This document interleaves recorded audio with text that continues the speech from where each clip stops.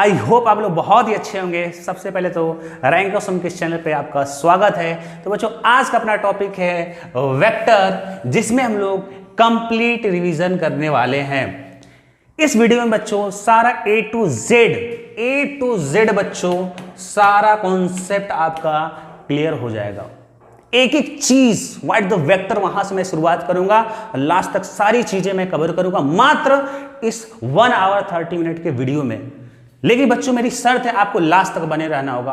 पक्का मैं बता रहा हूं, लास्ट तक बने रहोगे सारे कॉन्सेप्ट क्लियर हो जाएगा। हाँ, एक और मैं बात बता दूं, ये वीडियो बच्चों है सबके लिए है, चाहे बोर्ड हो, चाहे JEE हो, चाहे नीट हो, सबके लिए है। ठीक है बच्चों, तो बिना टाइम वेस्ट करते हुए अपना टाइम यूटिलाइज करते हैं और स्टार्ट करते हैं कि टॉपिक कवर क्या क्या करना है अपने को। यहाँ पे लिखा हुआ सारे टॉपिक जो भी अपन कुछ पढ़ने वाले ऑन शॉर्ट वीडियो में सारे अपने टॉपिक लिखा हुआ है। ठीक है ना, ये चूंकि आपका 1 शॉर्ट वीडियो, तो अपन क्या करेंगे, अपन थोड़ा सा फास्ट पढ़ाएंगे। ठीक है ना, कोई इशू आई थिंक नहीं होना चाहिए। ठीक है, चलो अगर फास्ट ज़्यादा लगता है तो आप वीडियो को स्लो कर लेना, वो आपके पास ऑप्शन है। अगर आपको स्लो लगता है तो फास्ट कर लेना, वो भी ऑप्शन आपके पास अवेलेबल है। तो टॉपिक जो आपका कवर्ड है बच्चों वो है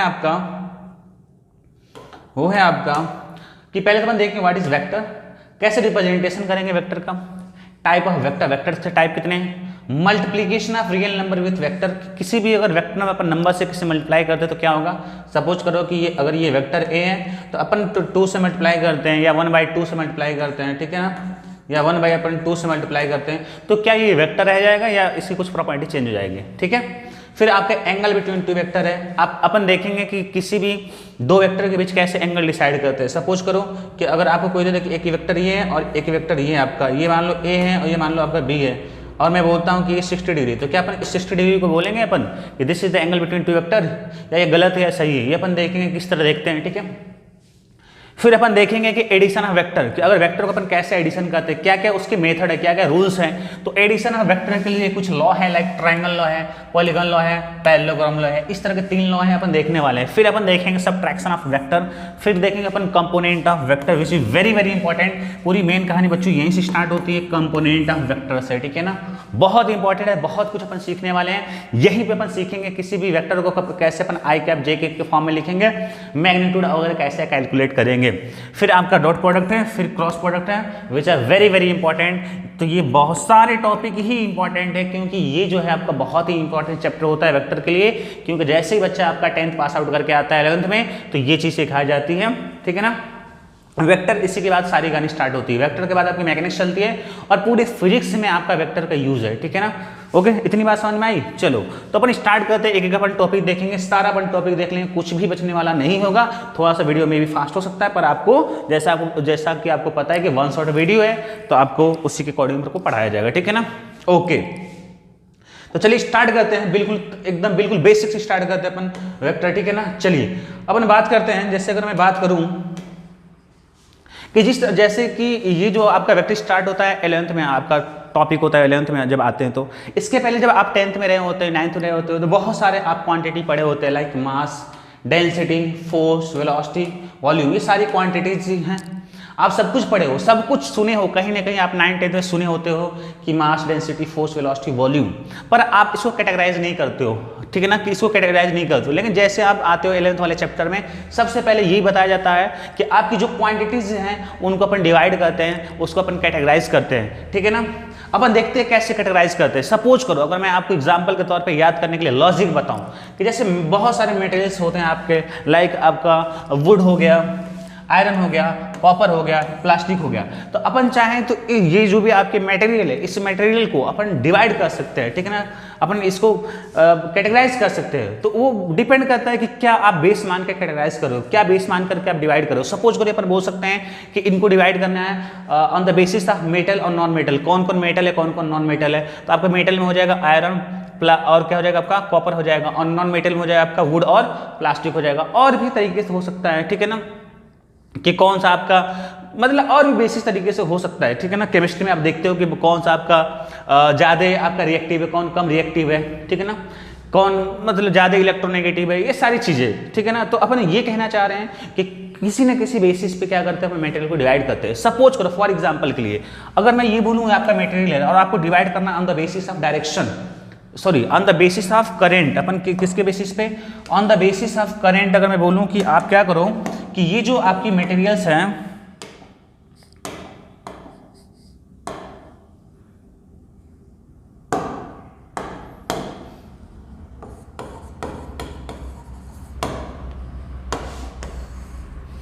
अगर मैं बोलूं कि on the basis of current क्या करो, on the basis of current क्या करो, इनको डिवाइड करो। ये जो चार आपके इसमें ब्रैकेट में लिख रखा है मैंने, जो भी चार मटेरियल आपके वुड, आयरन, कॉपर, प्लास्टिक, मैं पहले ही मेंशन कर रहा हूं किसके बेसिस पे डिवाइड करना है, on the basis of current, on the basis of current divide करो। तो बोलोगे कि सर ऐसा है कि आयरन में तो करंट फ्लो होगी, सर ऐसा है कॉपर में तो करंट फ्लो होगी, और वुड और प्लास्टिक में करंट नहीं फ्लो होगी। तो एक तो आयरन और कॉपर का एक अलग साइड में आ गया कि इस वाले मटेरियल में क्या होंगे, करंट फ्लो होंगे, और वुड और प्लास्टिक में नहीं होंगे।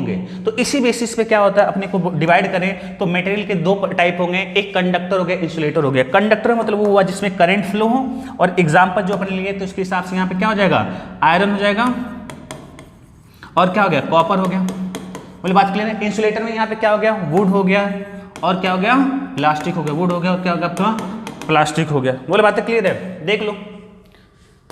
तो अपन ने क्या किया कि just for example on the basis of current divide कर दिया। तो वेरी वेरी इंपॉर्टेंट कि किस बेसिस पे आप किसी भी चीज को कैटेगराइज कर रहे हो, ठीक है ना। सिमिलर एज अगर मैं आपको यहां पे कहता हूं कि अगर आप जब आप 9th-10th में थे तो सबको एक साथ पढ़े हो, सबको नाम दिए थे आप, क्वांटिटीज, पूरी क्वांटिटीज को एक साथ पढ़े हो। लेकिन यहां पे क्या होता है, जिस तरह यहां पे जैसे देखो यहां पे मटेरियल है और यहाँ पे क्या क्वांटिटीज है, मटेरियल को अपने डिवाइड किया on the basis of current. बोलो बात क्लियर है। सिमिलर एज हम लोग क्या करेंगे, इस क्वांटिटीज को अपन डिवाइड करने वाले हैं on the basis of direction, on the basis of,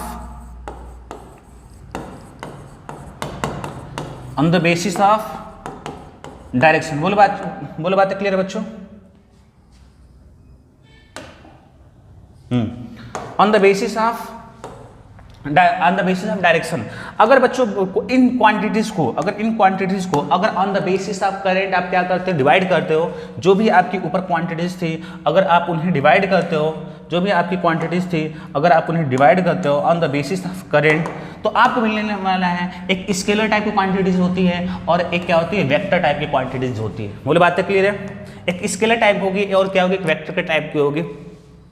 किसके बेसिस पे डिवाइड हम लोग किए बच्चों, डायरेक्शन के बेसिस पे हम लोग क्या किए हैं, डिवाइड किए। किसके बेसिस पे हम लोग डिवाइड किए हैं, डायरेक्शन के बेसिस पे हम लोग क्या किए, डिवाइड किए हैं। जैसे कि यहाँ पे था मटेरियल को किसके बेसिस पे डिवाइड किए थे, करंट के बेसिस पे। तो ऐसा मटेरियल जिसमें क्या करंट का फ्लो हो, जिसमें करंट का फ्लो हो वो आपका कंडक्टर कहलाएगा।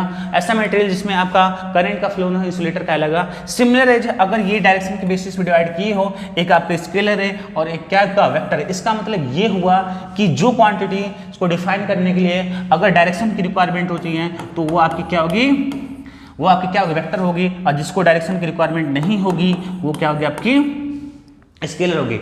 स्केलर क्वांटिटी के लिए बच्चों आपको डायरेक्शन की रिक्वायरमेंट नहीं पड़ती है, जो भी रिक्वायरमेंट पड़ती है आपकी किसके लिए पड़ती है, आपके वेक्टर के लिए पड़ती है। बोलो इतनी बातें क्लियर है, ठीक है। तो ये मैं आपको समझाना चाहता था। जो आप बुक में पढ़ते हो ये रहता है कि वेक्टर के लिए क्या होता है, मैग्नीट्यूड प्लस डायरेक्शन की रिक्वायरमेंट होती है। ऐसी क्वांटिटी जो मैग्नीट्यूड और डायरेक्शन रखती है वो वेक्टर कहलाती है, और ऐसी क्वांटिटी जो केवल मैग्नीट्यूड रखती है वो क्या कहलाती है, आपकी स्केलर क्वांटिटी कहलाती है। ये तो बात होगी आपकी डेफिनेशन रखने की। पर अगर मैं यहाँ पे बात करूँ, अगर फंडे के हिसाब से देखो तो मैग्नीट्यूड क्या आपका दोनों में है, स्केलर में भी आपका मैग्नीट्यूड है और वेक्टर में मैग्नीट्यूड है। यानी कि डिफरेंस किसके बेसिस पे क्रिएट हो रहा है, डायरेक्शन के बेसिस पे क्रिएट हो रहा है। यानी कि वेक्टर क्या रखता है, डायरेक्शन रखता है, पर स्केलर क्वांटिटी आपकी डायरेक्शन नहीं रखती है। इसलिए मैं बोल रहा था on the basis of direction को डिवाइड किया गया कि बोले बात क्लियर है। अब क्या है कि ये जो स्केलर क्वांटिटी होती है बच्चों, इनका अलग ही गेम चलता है, वेक्टर क्वांटिटी का अलग ही गेम चलता है। क्योंकि यहाँ पे जो आपकी चीजें आके ऐड हो जा रही है, डायरेक्शन ऐड हो जा रही है आपकी, कि अगर चीजें डायरेक्शन मैग्नीट्यूड के साथ साथ डायरेक्शन आ जाएंगी तो क्या क्या गेम हो जाएगा, बहुत कुछ गेम होने वाला है। आपका एडिशन करने का तरीका चेंज हो जाएगा, सब्ट्रैक्शन का तरीका चेंज हो जाएगा। चलो बताते हैं स्केलर में क्या होता है बच्चों। स्केलर में जो होता है आपका, स्केलर में जो आपकी फॉलो करती है लॉ, वो अलजेब्रिक लॉ फॉलो करती है। कौन सी लॉ फॉलो करती है, अलजेब्रिक लॉ फॉलो करती है। स्केलर क्वांटिटी आपकी कौन सी लॉ फॉलो करेगी, अलजेब्रिक लॉ फॉलो करेगी, ठीक है ना। अलजेब्रिक लॉ को क्या करती है, फॉलो करती है। जैसे अगर मैं सपोज करूँ, अगर मैं कहता हूँ आपका हाँ, और यहाँ पे क्या होगा, आपके अलजेब्रिक लॉ नहीं फॉलो करेगी, कुछ अलग करेगी। चलो एक एग्जांपल लेते हैं अपन, थोड़ा सा एग्जांपल ले लेते हैं। यहाँ पे एग्जांपल हम लोगों ने नहीं लिया स्केलर क्वांटिटी के लिए। एग्जांपल अगर अपन लेते हैं तो ये आपका मास हो जाएगा, वॉल्यूम हो जाएगा, यहीं से अपन निकालते हैं। ये अपन डिवाइड किया था ना, यहाँ पे देखो आपका मास हो गया, वॉल्यूम है स्केलर क्वांटिटी है, डेंसिटी क्या आपकी स्केलर क्वांटिटी है, और फोर्स और वेलोसिटी क्या हो जाएगी आपकी वेक्टर क्वांटिटी हो जाएगी। बोलो बात क्लियर है। तो मास और वॉल्यूम क्या हो जाएगा आपका, मास हो गया, वॉल्यूम हो गया, डेंसिटी हो गया, ये क्या आपका स्केलर क्वांटिटी है। ठीक है बच्चों। और यहाँ पे जो आपकी वेक्टर क्वांटिटी थी, जो आपकी वेक्टर क्वांटिटी थी, वेक्टर क्वांटिटी के अंदर जो बच्चों आने वाला है वो आपका आ जाएगा, वेक्टर क्वांटिटी के अंदर जो है आपका आ जाएगा फोर्स आ जाएगा, और क्या आ जाएगा आपका वेलोसिटी आ जाएगी। फोर्स आ जाएगा और क्या आ जाएगा आपका वेलोसिटी आ जाएगा। बोले बात क्लियर है। चलो एक एग्जांपल लेते हैं कि क्यों ये जो मास है क्यों आपका स्केलर क्वांटिटी है और फोर्स जो है आपका वेक्टर क्वांटिटी है। ठीक है ना। मास के लिए क्या है बच्चों, कोई भी डायरेक्शन की रिक्वायरमेंट नहीं है, ओनली मैग्नीट्यूड इज एनफ। अब सवाल ये आता है कि मैग्नीट्यूड है क्या, यही ना सवाल ये आता है कि आपका मैग्नीट्यूड होता क्या है, बोलो है कि नहीं।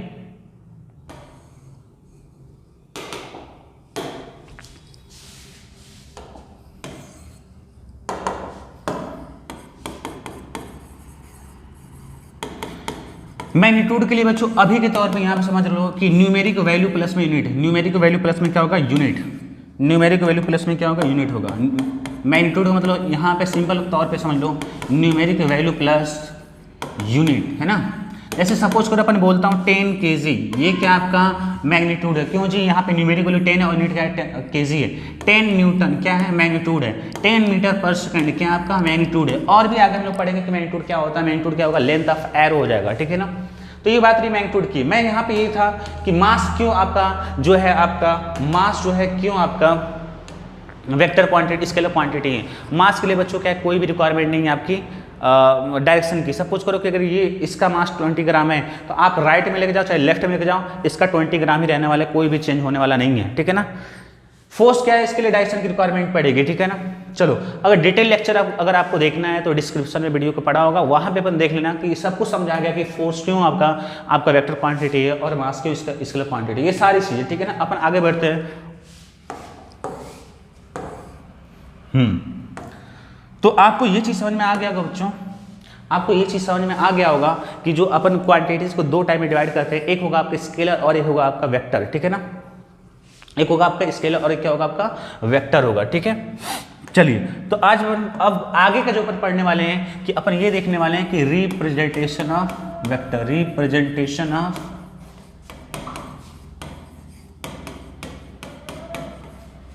ये तो था ना अपना टॉपिक रिप्रेजेंटेशन ऑफ वेक्टर। देखो इसके रिप्रेजेंट करने के क्या आपके दो तरीके हैं।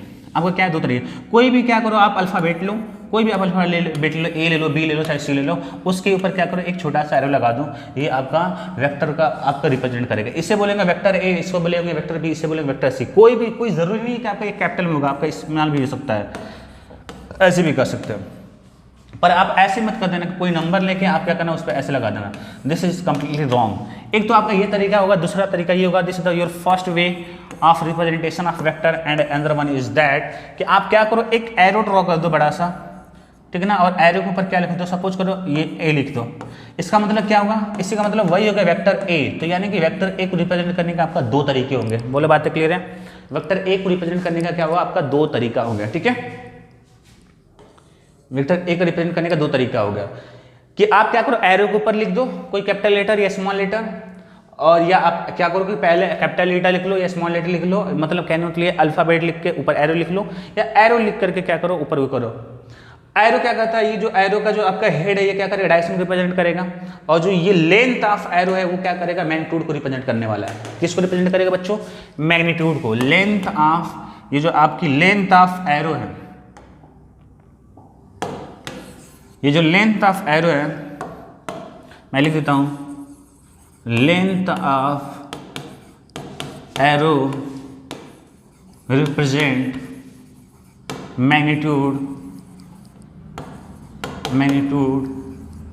Of vector. जैसे यहाँ पे कौन सा वेक्टर है ए है, तो ये जो मैग्नीट्यूड होगा किसका मैग्नीट्यूड होगा, ये जो मैग्नीट्यूड होगा आपका वेक्टर ए का मैग्नीट्यूड कहलाएगा। बोले बातें क्लियर है। तो चलो आपने ये सीखा, क्या सीख लिया कि अगर कोई भी वेक्टर देता है, सपोज करें कि एक मान लो दे दिया वेक्टर पी, तो ये जो आपकी लेंथ होगी यहाँ से लेकर यहाँ तक की जो लेंथ है, ये जो लेंथ है रिप्रेजेंट करेगी किसकी, this shows the magnitude of vector P, है ना, ये पी का करेगा। अब सवाल है कि चलो कि अगर आपका अगर ऐसे रहता, अगर आप जो वेक्टर को इस तरह से रिप्रेजेंट करते हो तो लेंथ जो है आपके रिप्रेजेंट, जो लेंथ है वो आपके रिप्रेजेंट करेंगे मैग्नीट्यूड को। लेकिन चलो अपन एग्जांपल लेते हैं इस तरह का कि मान लो कि अगर वेक्टर ए अपन ऐसे लिख देते हैं, तब कैसे वो मैग्नीट्यूड को रिप्रेजेंट करेगी। तो आप क्या करो, मॉड लगा दो। अब क्या करो, मॉड लगा दो। अगर मॉड लगा देते हो किसी भी वेक्टर के ऊपर, अगर मॉड लगा देते हो तो वो क्या करेगा, उसके मैग्नीट्यूड को रिप्रेजेंट करेगी। तो हमने क्या देख लिया बच्चों, मैग्नीट्यूड के बारे में बहुत कुछ देख लिया। चलो देखते हैं एक साथ कि मैग्नीट्यूड के बारे में हमने क्या क्या सीख लिया। मैग्नीट्यूड के बारे में हम लोग एक साथ देखते हैं क्या क्या सीखा। सबसे पहले तो मैंने मैग्नीट्यूड के बारे में आपको ये बताया कि आपका जो होता है बच्चों न्यूमेरिक वैल्यू प्लस में क्या होगा, आपका यूनिट हो जाएगा। सपोज करो आपके 10 kg हो गया। दूसरा अपन ने क्या बोला कि अगर कोई ऐसे वेक्टर दे रखा है तो इसका लेंथ ऑफ एरो हो जाएगा, रिप्रेजेंट करेगा। अगर कोई वेक्टर आपका ऐसे दे रखा है तो इस पे क्या लगा दो, मॉड लगा दो, तो ये रिप्रेजेंट करेगा मैग्नीट्यूड को। ये पूरी कहानी बच्चों किसकी होगी, मैग्नीट्यूड की होगी। वेरी वेरी इंपॉर्टेंट, आई थिंक आपको डाउट नहीं होना चाहिए कि मैग्नीट्यूड के बारे में कुछ है ना। तो न्यूमेरिक वैल्यू प्लस में यूनिट आपकी एक ये तरीका हो गया, लेंथ ऑफ एरो हो गया, और क्या हो गया, मैग्नीट्यूड हो गया। तो हमने क्या क्या देख लिया बच्चों कि टाइप ऑफ क्वांटिटीज देख ली, स्केलर क्वांटिटी, वेक्टर क्वांटिटीज देख ली। उसके बाद देखा कि हमने रिप्रेजेंटेशन ऑफ वेक्टर देख लिया, ये अपने रिप्रेजेंटेशन ऑफ वेक्टर किया। उसके बाद हमने देख लिया मैग्नीट्यूड, अपन देख लिया न्यूमेरिक कि मैग्नीट्यूड अपन कैसे कैसे रिप्रेजेंट करने वाले हैं। अगला टॉपिक आपका होने वाला है टाइप ऑफ वेक्टर होगा। अगला टॉपिक आपका क्या होगा, देखो टाइप ऑफ वेक्टर होगा। यहाँ देखो व्हाट इज वेक्टर खत्म हो गया, रिप्रेजेंटेशन ऑफ वेक्टर खत्म हो गया। अब और क्या हो गया, हमने मैग्नीट्यूड के बारे में सीख लिया। अब देखने वाले बच्चों हम लोग टाइप ऑफ वेक्टर, ठीक है ना।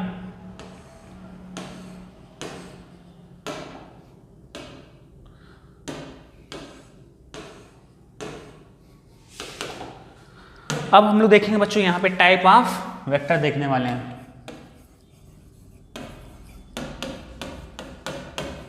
मैं यहाँ पे टाइप ऑफ वेक्टर पूरा लिख देता हूँ, ठीक है ना। मैं यहाँ पे पूरा टाइप ऑफ वेक्टर लिख देता हूँ, जितने भी आपके टाइप्स बनने वाले हैं। आपका टाइप ऑफ वेक्टर, ठीक है ना। हमने देख लिया क्या क्या, आपका यूनिट वेक्टर देख लिया।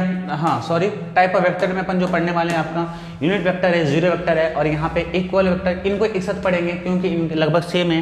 Unit vector, zero vector, equal vector पढ़ेंगे, पैरेलल वेक्टर पढ़ेंगे, एंटी पैरेलल वेक्टर पढ़ेंगे, नेगेटिव वेक्टर पढ़ेंगे। इनको एक साथ पढ़ेंगे और ये जो है अपन एक साथ इनको पढ़ने वाले हैं। Collinear, coplanar, concurrent, orthogonal vector. तो ये आपके 10 टाइप है ना, ये अपन पढ़ने वाले हैं, ठीक है। चलो बच्चों स्टार्ट करते हैं यूनिट वेक्टर से। अपन की what is the unit vector.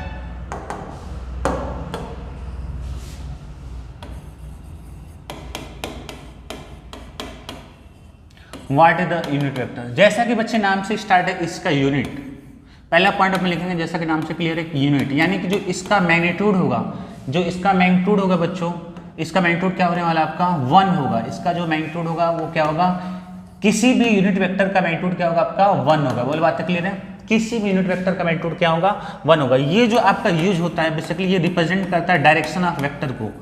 क्या रिप्रेजेंट करेगा, रिप्रेजेंट डायरेक्शन ऑफ वेक्टर। किसी भी वेक्टर के डायरेक्शन को रिप्रेजेंट करने के लिए होता है, ठीक है ना। कैसे इसको रिप्रेजेंट करते हैं, रिप्रेजेंट करने का तरीका अपन देखेंगे।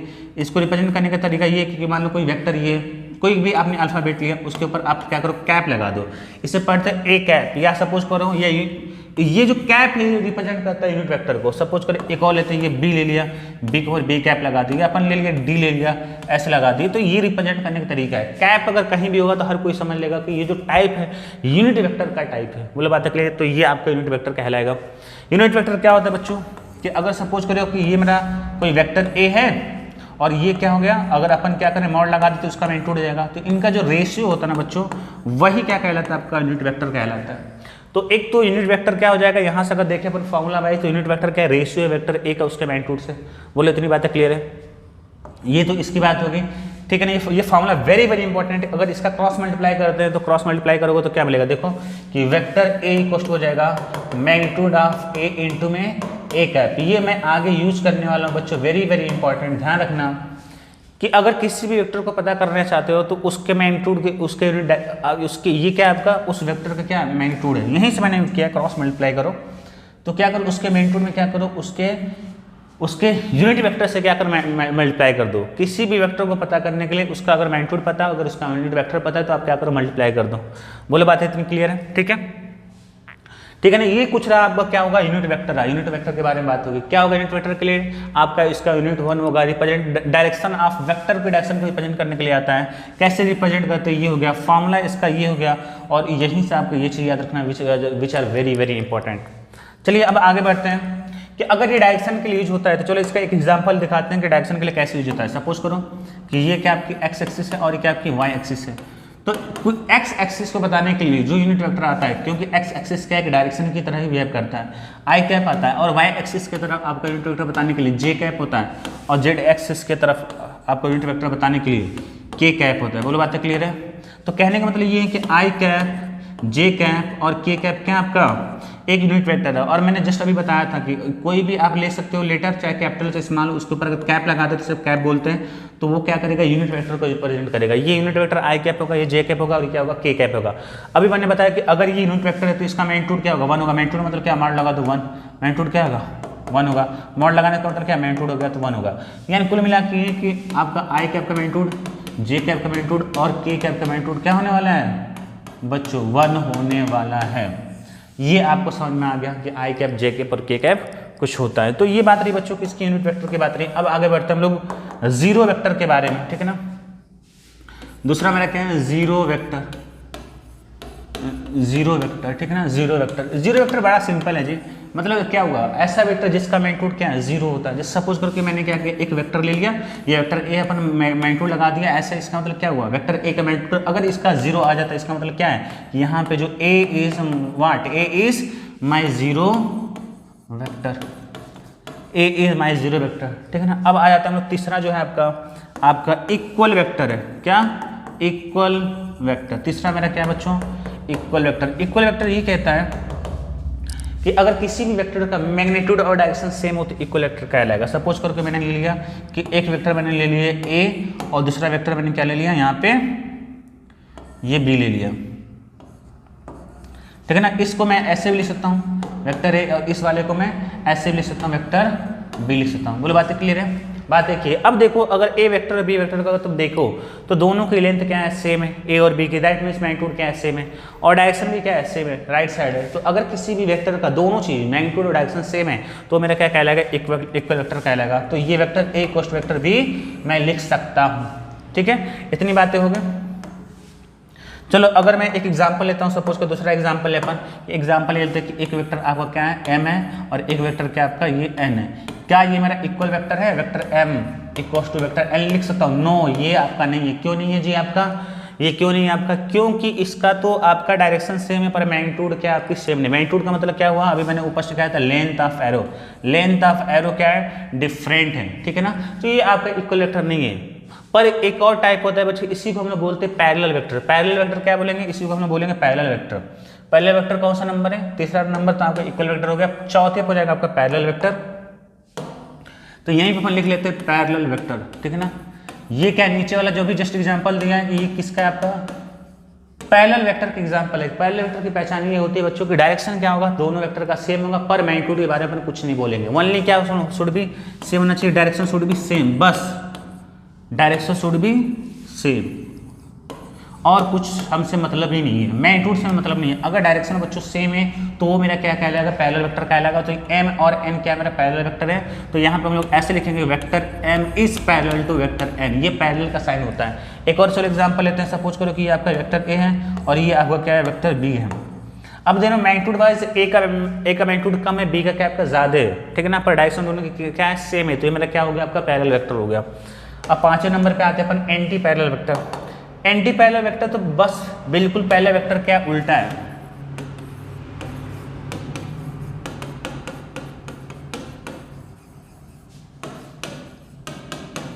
देखो पैरेलल वेक्टर, पैरेलल वेक्टर को पहले क्या लग गया? एंटी, यानी कि जो चीज पैरेलल था उसी का अपोजिट वाला काम करना है। पैरेलल वेक्टर ये बोलता है कि डायरेक्शन शुड बी सेम, पर यहाँ पे डायरेक्शन शुड बी अपोजिट होना चाहिए। डायरेक्शन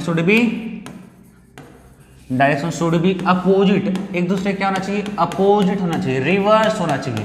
सपोज करो कि एक वेक्टर आपका ये क्या है? ए है और दूसरा वेक्टर क्या आपका ये बी है। अब देखो अब क्या है, एक वेक्टर ए दूसरा वेक्टर क्या है आपका बी है, तो यहाँ पे अगर अपन देखें तो पैरेलल है क्या, नहीं, यहाँ पे क्या दोनों डायरेक्शन क्या है, अपोजिट है। अगर डायरेक्शन अपोजिट है तो हम लोग बोलेंगे एंटी पैरेलल वेक्टर बोलेंगे, ठीक है ना। अगर मान लो कि दूसरा एग्जाम्पल अपन ले लें कि चलो दूसरा एग्जाम्पल लेते हैं कि वहीं पे ए अब ऐसे है और बी आपका क्या ऐसे है। अब ये क्या आपका एंटी पैरेलल वेक्टर होगा, हाँ बिल्कुल एंटी पैरेलल वेक्टर है, ये क्या आपका एंटी पैरेलल वेक्टर है। एंटी पैरेलल वेक्टर की क्या पहचान है बच्चों, बोलो एंटी पैरेलल वेक्टर की क्या पहचान है, direction should be opposite, direction opposite है। पर यहाँ पे एक और चीज देख रहे हैं कि दोनों की लेंथ क्या है, सेम है, दोनों की लेंथ सेम होने का मतलब क्या है, मैग्नीट्यूड सेम है।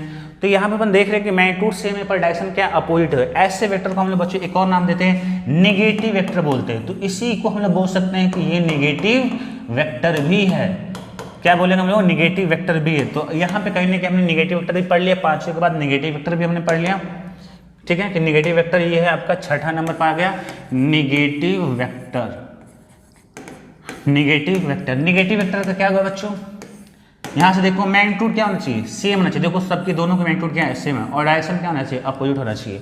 तो एक आपका negative vector anti parallel vector भी होता है। बोलो बातें क्लियर है। तो ये बात रही आपकी क्या, नेगेटिव वेक्टर की। एक और इंपॉर्टेंट बात सीख लो कि अगर कोई भी नेगेटिव वेक्टर पता करना है, सपोज करो कि क्या आपका वेक्टर ए है, अगर इसी का माइनस ए चाहिए तो मैग्नीट्यूड सेम रख के क्या करो, डायरेक्शन अपोजिट कर दो, तो ये आपका माइनस मिल जाएगा, नेगेटिव वेक्टर मिल जाएगा। बोले बातें क्लियर है। अब जो है अपना कोलिनियर वेक्टर में क्या बच्चों को मतलब होता है सेम, और लिनियर मतलब क्या, यहाँ से देखो लिनियर मतलब क्या, लाइन, लाइन यहाँ से निकालो, इसका मतलब लाइन निकालो। तो जो मतलब ऐसे वेक्टर मतलब को मतलब जो सेम प्लेन सेम लाइन में हो, को मतलब जो सेम हो गया, सेम लाइन मतलब सेम लाइन में, वेक्टर मतलब वेक्टर। ऐसे वेक्टर जो कि सेम लाइन में हो उसे हम बोलेंगे कोलिनियर वेक्टर। जैसे कि एग्जांपल के तौर पर मान लेते हैं, अगर एग्जांपल के तौर पे लें तो सपोज करो कि एक वेक्टर आपका ऐसे, दूसरा वेक्टर क्या आपका ऐसे, तो ये क्या बोलेंगे हम लोग, कोलिनियर वेक्टर बोलेंगे। A and B is collinear vector क्योंकि एक ही लाइन में है। चलो दूसरा एग्जांपल लेते हैं, सपोज करो कि ऐसे तो हो सकता है कि मान लो एक वेक्टर क्या आपका पी है और दूसरा आपका क्या आपका ये क्यू है, यहाँ से आपका क्यू, ये वाला पोर्शन क्या क्यू है। तो अब ये P और वेक्टर Q क्या है, भले अपोजिट है पर एक ही लाइन में ना, तो ये भी क्या हो गया आपका जो वेक्टर कहलाएगा, इससे हम लोग क्या बोलेंगे, कोलिनियर वेक्टर बोलेंगे। ये मेंशन नहीं करता डायरेक्शन क्या होना चाहिए, ये भी कोलिनियर वेक्टर है। A and B is collinear vector and vector P and Q is collinear vector. बोले बातें क्लियर है। को मतलब सेम लाइन मतलब एक ही सेम लाइन में रहने वाली जो भी वेक्टर बोलेंगे उन्हें हम लोग क्या बोलेंगे, कोलिनियर बोलेंगे। को प्लेनर वेक्टर क्या होगा, बहुत ही सिंपल है। को मतलब सेम और प्लेनर का मतलब यहाँ से निकालो मीनिंग प्लेन, यानी कि सेम प्लेन में, एक ही प्लेन में रहने वाले वेक्टर को हम लोग क्या बोलेंगे, को प्लेनर वेक्टर बोलेंगे। सपोज करो कि अगर अपन लेते हैं कि आपकी बायोलॉजी की वो आपकी ये वाला जो है एक प्लेन मानते हैं, तो अगर ये मार्कर एक आपका क्या हो गया, इसी प्लेन में हो गया। एक और अपन लेते हैं, मान लो कि मार्कर अब इसी प्लेन में रहेगा, एक बाहर हो गया तो प्लेन के बाहर हो जाएगा। तो जो एक ही प्लेन में होता है उसे हम लोग क्या बोलेंगे, को प्लेनर वेक्टर बोलेंगे। जो एक ही लाइन में होगा उसे हम लोग क्या बोलेंगे, कोलिनियर बोलेंगे।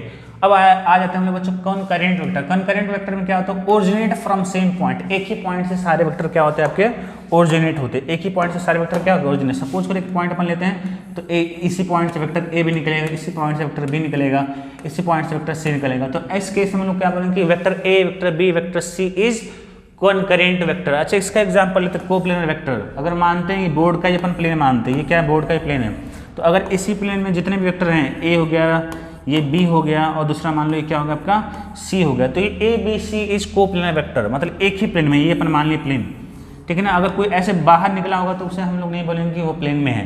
तो जो भी सेम प्लेन में उसे कोप्लेनर वेक्टर, जो कि सेम लाइन में कोलिनियर वेक्टर, जो कि सेम पॉइंट से क्या हो रहा है, ओरिजिनेट हो रहा है, इसी पॉइंट ओ से मान लो सारे वेक्टर ए बी सी निकल रहे हैं, जैसे लग रहा है कि यहीं से निकल रहा हो, उसे हम लोग बोलेंगे कॉनकरेंट वेक्टर बोलेंगे। अब हम लोग आ जाते हैं बच्चों क्या, ऑर्थोगोनल वेक्टर पे।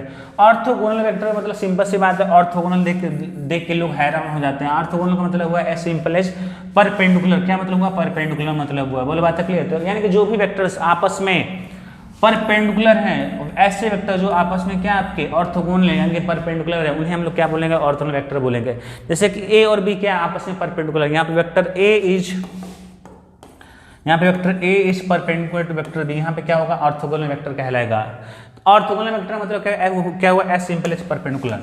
जैसे कि और एग्जांपल लें ऑर्थोगोनल वेक्टर के अंदर, तो अपन बोलें कि आई कैप और जे कैप आपके ऑर्थोगोनल वेक्टर हैं क्या? हाँ बिल्कुल है, क्योंकि आई कैप एक्स एक्सिस के लॉन्ग होता है, जे कैप क्या होता है? वाई एक्सिस के लॉन्ग होता है। यानी कि आई कैप और जे कैप क्या आपस में एक दूसरे के परपेंडिकुलर है। दैट मीन्स आई कैप और जे कैप क्या हो गया? ऑर्थोगोनल वेक्टर कहलाएगा। चलो इतनी बात होगी। अब हम लोग बच्चे जैसा कि मेंशन मैंने किया था, जो टॉपिक होगा पहले मैंने लिख दिया था कि हम लोग क्या पढ़ने वाले हैं। व्हाट इज वेक्टर खत्म हो गया, रिप्रेजेंटेशन ऑफ वेक्टर खत्म हो गया, मैग्नीट्यूड के बारे में खत्म हो गया, टाइप ऑफ वेक्टर बहुत लंबा था, टाइप ऑफ वेक्टर भी हमने खत्म कर दिया। अब पढ़ते हैं हम लोग multiplication of real number with vector. उसके बाद का टॉपिक है एंगल बिटवीन वेक्टर, ठीक है ना। चलिए बैठते हैं हम लोग। तो काफ़ी बेसिक चीज़ें हमने खत्म कर दी, तो चलिए अपन स्टार्ट करते हैं जहाँ पे थे हम लोग। हाँ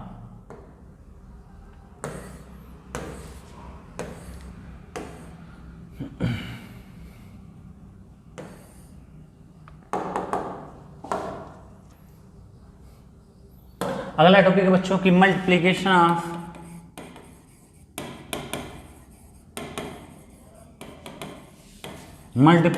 number with vector.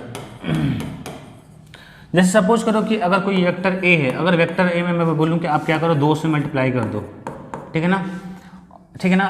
Vector A है जिसमें मैं क्या करूं 2 से मल्टीप्लाई करने के लिए बोल दूं। सपोज करो कि 2 है वेक्टर, अपने इसको लिख सकते हैं। इसका मतलब क्या हुआ, ध्यान सुनना, इसका मतलब ये हुआ कि अगर ये वेक्टर ए तो इसकी कुछ मैग्नीट्यूड होगी, कुछ डायरेक्शन होगी।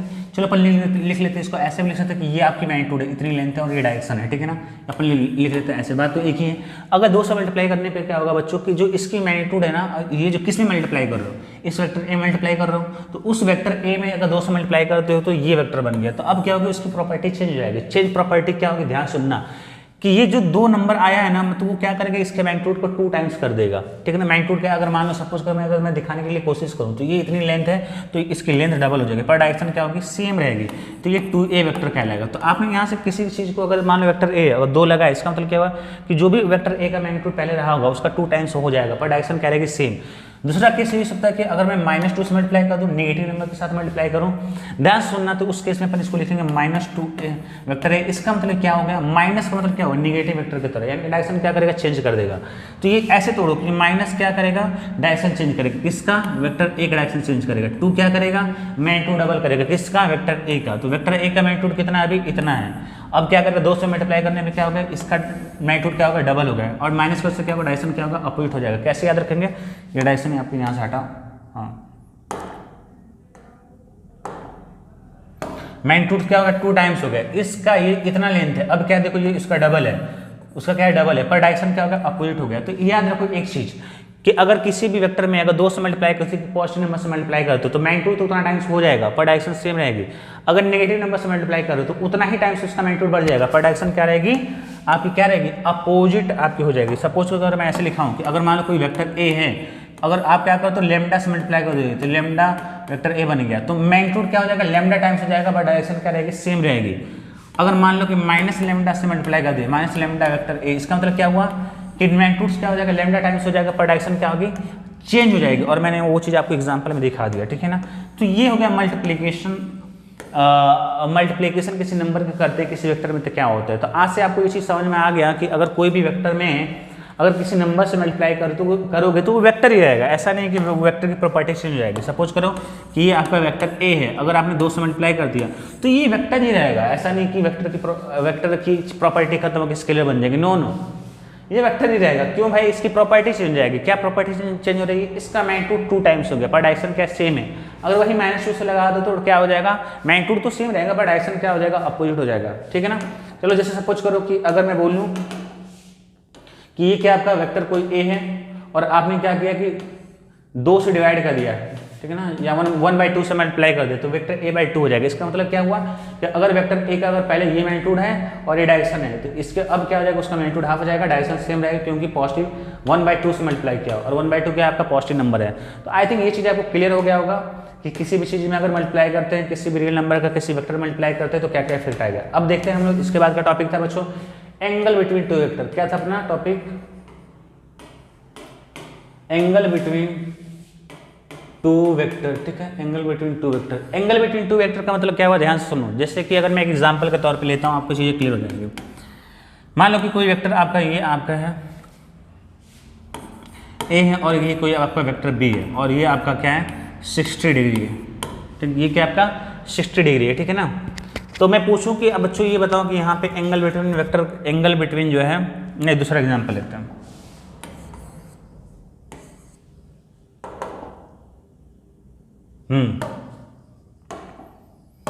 वेक्टर ए है और यहाँ पे मैंने क्या लिया, एक वेक्टर बी ले लिया, और मैं देता हूँ कि ये आपकी 120 डिग्री है, और मैं आप ही लोगों से मैं पूछूं कि यहाँ पे वेक्टर ए और वेक्टर बी में कितना एंगल, तो सभी लोग बोलेंगे angle between two vector is 120 degree, which is wrong. ठीक है ना। अब मैं बताता हूँ क्यों रॉन्ग है।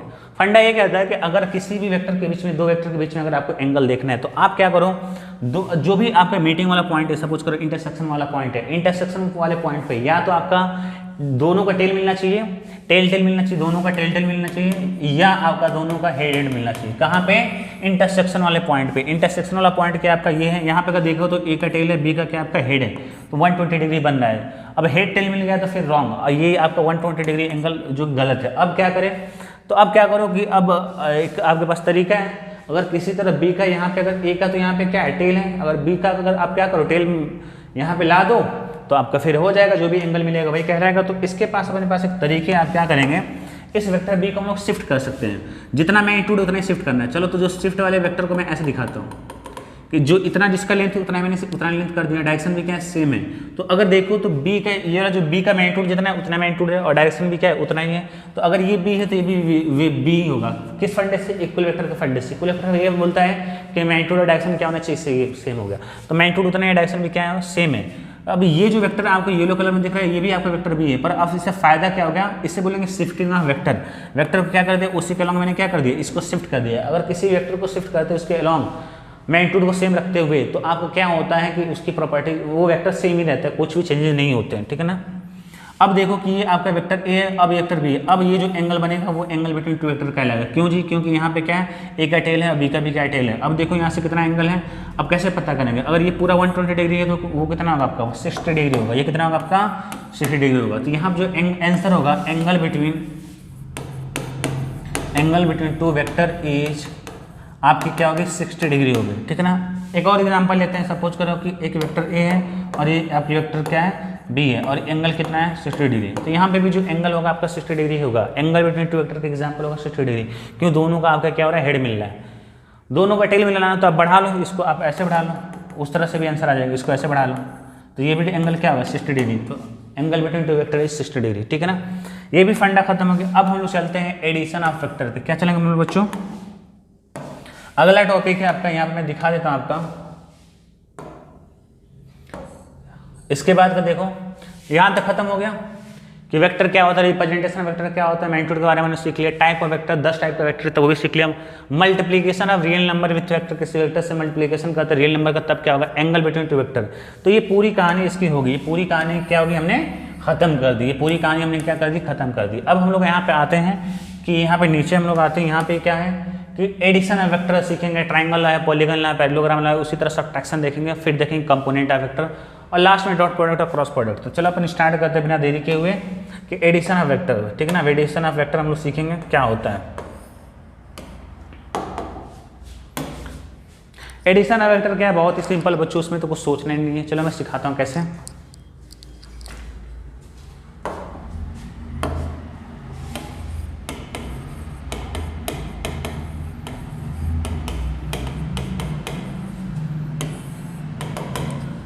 देखो एडिशन ऑफ वेक्टर में क्या है, दो, अब देखो दो, हालांकि नाम दे दिया गया ट्राइंगल लॉ, फलाना लॉ और पता क्या क्या नाम, लेकिन बात एक ही, पॉलीगन लॉ। ट्राइंगल में क्या होता है, मोर देन टू, दो वेक्टर के लिए यूज होता है, और पॉलीगन लॉ जो यूज होता है मोर देन टू वेक्टर के लिए होता है। चलो सिखाते हैं, ट्राइंगल लॉ सिखाते हैं। क्योंकि ट्राइंगल लॉ में क्या होगा आपका कि ये जो है आपका दो वेक्टर का, अगर दो वेक्टर दे रखा और उसका पूछता है कि एडिशन कैसे करेंगे। अच्छा, ये जो आपका दोनों लॉ है वो क्या ग्राफिकल मेथड के लिए है, ग्राफिकल के लिए। सपोज करो मैं बोलता हूँ कि ये आपका क्या है, एक वेक्टर ए है और ये क्या आपका वेक्टर बी है, और पूछता है कि आप हमें ये बताओ कि vector A plus vector B क्या होगा। और वो पूछता है कि आप हमें ये बताइए कि vector A plus vector B क्या होगा ग्राफ के फॉर्म में। इसे बोलते हैं ग्राफिकल रिप्रेजेंटेशन ऑफ वेक्टर।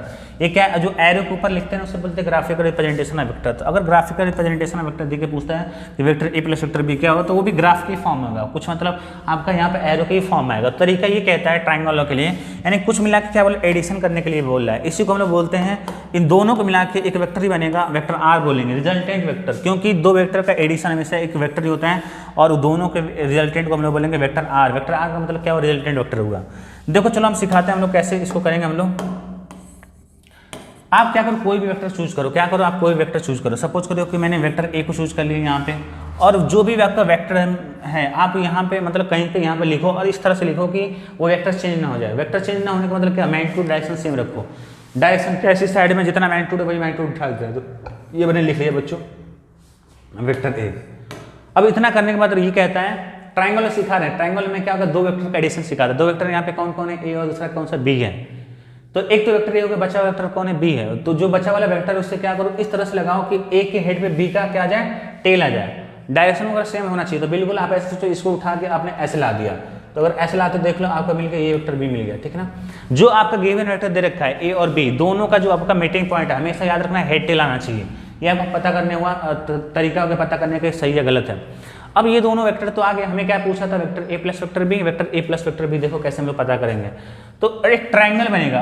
अगर आप देखो तो ये मैंने इनिशियल वेक्टर ए लिया था, तो इसके पॉइंट को और बी वाले पॉइंट को अगर आप मिलाते हो तो ये आपको वेक्टर मिलेगा। अब देखो वेक्टर तो मिल गया, वेक्टर मिला है क्या, नहीं, अभी उसका मैग्नीट्यूड मिला है क्योंकि लेंथ मिला है। अब डायरेक्शन कैसे पता करेंगे, रिजल्टेंट वेक्टर का, यानी कि हेड अपन किधर ड्रॉ करेंगे तो वो होता है ए से बी की तरफ, जो आपका फाइनल वेक्टर है अपन इधर करेंगे। तो ये आपका मिल गया resultant vector. Vector R equal to ये आपका क्या होगा, वेक्टर रिजल्टेंट वेक्टर होगा। रिजल्टेंट वेक्टर है क्या, vector A plus vector B. बोले बात क्लियर है। तो ये आपका तरीका होगा जोड़ने का, इसी को बोलते हैं ट्रायंगल बोलते हैं। दूसरा तरीका आप ऐसे भी यूज कर सकते हैं, फर्स्ट मेथड तो ये हो गया। सेकंड मेथड ऐसे बोल सकते हैं कि आपकी मर्जी, अगर आप चुनना चाहते हो कि फर्स्ट वेक्टर ये वेक्टर बी, तो आप वेक्टर बी को भी चूज सकते हो। मान लो कि आपने क्या किया, वेक्टर बी को चूज कर लिया। इस तरह से चूज करना है कि मैग्नीट्यूड और डायरेक्शन क्या हो, सेम सेम हो। थोड़ा सा यहाँ बड़ा हो गया पर आप समझो सेम ही है। बचा हुआ वेक्टर कौन सा, वेक्टर ए। इसको पकड़ो, क्या करो यहाँ पे ऐसे आप इसके हेड पे ए का टेल लगा दो, हेड टेल ऐसे याद रख लो, head tail method, as simple is. अब दो वेक्टर जो दिया था वेक्टर बी वेक्टर ए तो मिल गया, तो रिजल्टेंट वेक्टर क्या होगा, ये होगा आपका बी से ए की तरफ। तो ये आपका यहाँ पे वेक्टर आर इक्वल टू हो जाएगा vector A plus vector B. ये हो गया बच्चों क्या आपका। ऐसे कर लो, ऊपर वाला कर लो चाहे नीचे वाला, कोई भी वेक्टर चूज करो, कोई भी वेक्टर चूज करो। उसके बाद का जो भी वेक्टर करना है उसके हेड पे दूसरे का टेल आना चाहिए, उसके हेड पे दूसरे का टेल। गलती से भी दोनों का हेड दोनों का टेल नहीं मैच करना चाहिए, सेम सेम नहीं होना चाहिए। ये आपका पहचानने का तरीका हो गया।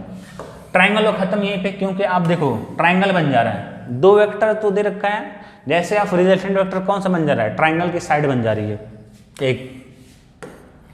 अब लोग हम लोग आ जाते हैं बच्चों किसमें, पॉलीगन लॉ में। पॉलीगन लॉ में क्या है भाई, सिंपल है। पॉलीगन लॉ में क्या है, मोर देन टू वेक्टर होगा। सपोज करके मैं देता हूँ, फंडे सेम ही है। मान लीजिए वेक्टर ए है और क्या आपका ये वेक्टर बी है और क्या आपका एक वेक्टर सी है। आपका ऐसे आपका वेक्टर दे रखा है, ठीक है ना। अच्छे से लिख लेते हैं। ये आपका वेक्टर ए है, ये आपका वेक्टर बी है और ये आपका क्या है वेक्टर सी। ये तीन वेक्टर दे रखा है और बोल रहा है कि हमें बताओ आप vector A plus vector B plus vector C को कैसे रिप्रेजेंट करेंगे। सिंपल सा तरीका है, कोई भी वेक्टर उठा, चलो मैंने वेक्टर ए उठा लिया, इस तरह से उठाओ कि मैग्नीट्यूड डायरेक्शन नहीं चेंज होना चाहिए। चलो मैंने उठा लिया। अब ये वेक्टर ए को मैंने यहाँ पे ऐसे लिख दिया। उसके बाद क्या है, वेक्टर बी को क्या करो, ए के हेड पे बी का टेल लगना चाहिए। बी का टेल, बी आपका ऐसे उठा कर ऐसे चिपका दो यहाँ पे ऐसे। ऐसा क्यों कर रहा है, आपको फंडे क्लियर होंगे। ऐसा क्यों कर रहा हूँ, देखो मैग्नीट्यूड भी क्या है सेम है, डायरेक्शन भी सेम है। इसका मतलब ये अगर बी वेक्टर है तो भी क्या होगा, वेक्टर बी होगा।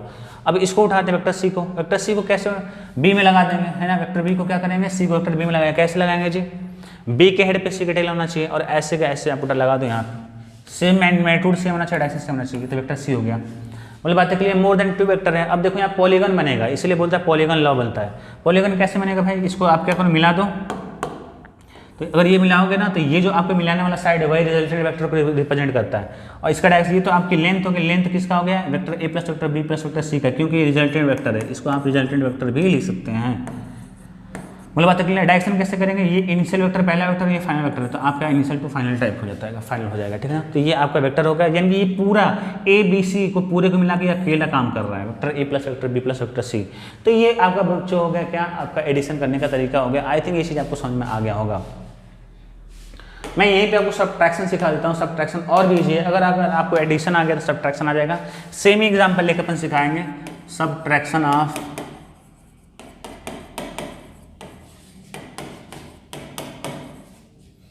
सब्ट्रैक्शन करने के लिए बच्चों क्या होना चाहिए, आपको नेगेटिव वेक्टर का फंडा आना चाहिए।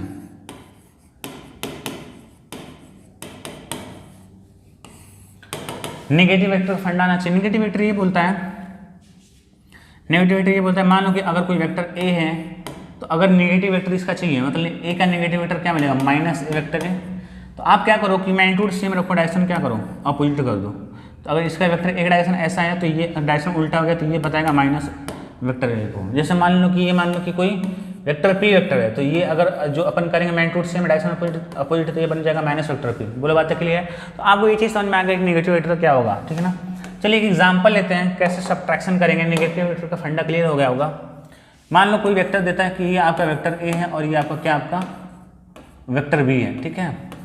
और आपको ड्रॉ करना है vector A minus vector B.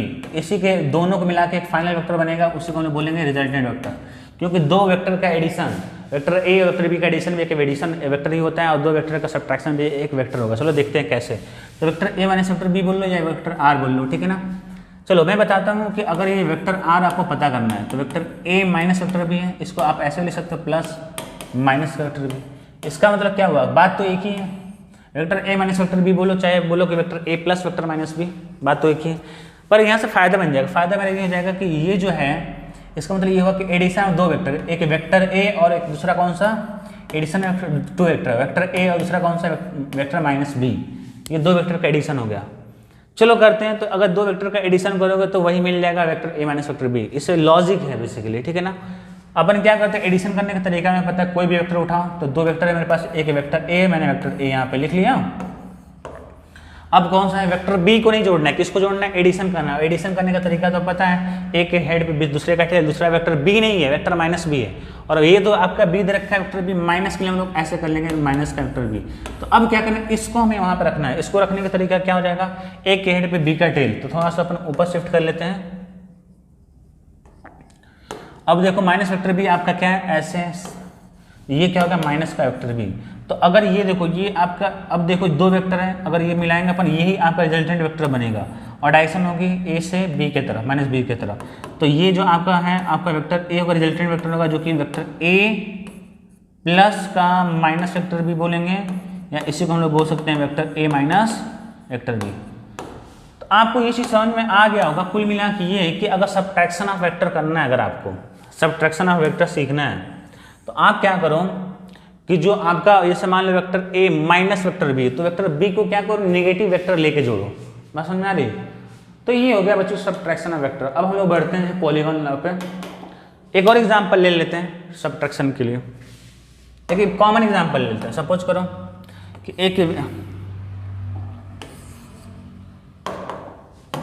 एक आपका वेक्टर ऐसे दिया है, वेक्टर ए, दूसरा वेक्टर बी है आपका, और तीसरा जो है आपका वेक्टर सी आपका ऐसे दिया है, और पूछ रहा है कि आप हमें बता दो vector A plus vector B minus का वेक्टर सी बोला है, ड्रॉ करो, और इसको मैं मानता हूँ रिजल्टेंट वेक्टर। तो आप क्या करो, ऐसे करो, वेक्टर ए प्लस का वेक्टर बी, अब माइनस की तरह मत लिखो, प्लस लगा लो और माइनस का वेक्टर सी करो। इसका मतलब क्या होगा, सब एडिशन ऑफ वेक्टर बन गया, पर वहाँ पे वेक्टर सी की जगह हम लोग क्या करेंगे, माइनस वेक्टर सी करेंगे। चलो जोड़ते हैं, पहले वेक्टर ए लिख लेते हैं, वेक्टर ए हो गया, फिर हम लोग क्या करेंगे, वेक्टर बी आपका ऐसे, और ये वाला क्या आपका वेक्टर सी है, तो उल्टा करके जोड़ देंगे क्योंकि माइनस लगा हुआ है, तो उल्टा करोगे तो ये बन जाएगा आपका वेक्टर सी।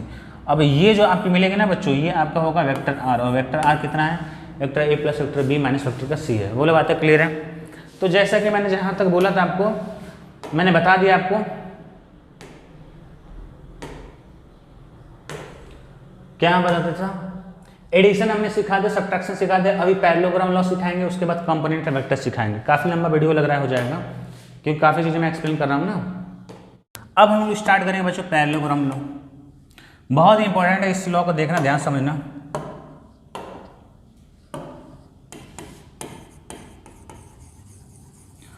Parallelogram law. ये क्या है बच्चों, आपका मैग्नीट्यूड पता करने का तरीका होता है, रिजल्टेंट वेक्टर का मैग्नीट्यूड पता करने का तरीका होता है, ठीक है ना। अगर दो वेक्टर का मैग्नीट्यूड दे रखा उसके फॉर्म में, ध्यान सुनना, मान लो कि आपका क्या एक वेक्टर आपका ये ए है और दूसरा आपका एक वेक्टर क्या आपका बी है, और ये जो है आपका थीटा दे रखा है, theta is the angle between two vector. क्यों भाई, दोनों का टेल मिल रहा है। तो ये बोलता है कि आप पैरेललोग्राम लो, ये बोलता है कि आप क्या करो, एक पैरेललोग्राम बनाओ। वेक्टर ए के पहला मैंने बना दिया, पहला ये भी आपका वेक्टर बन जाएगा, वेक्टर बी के पहला मैंने बना दिया यहाँ पे,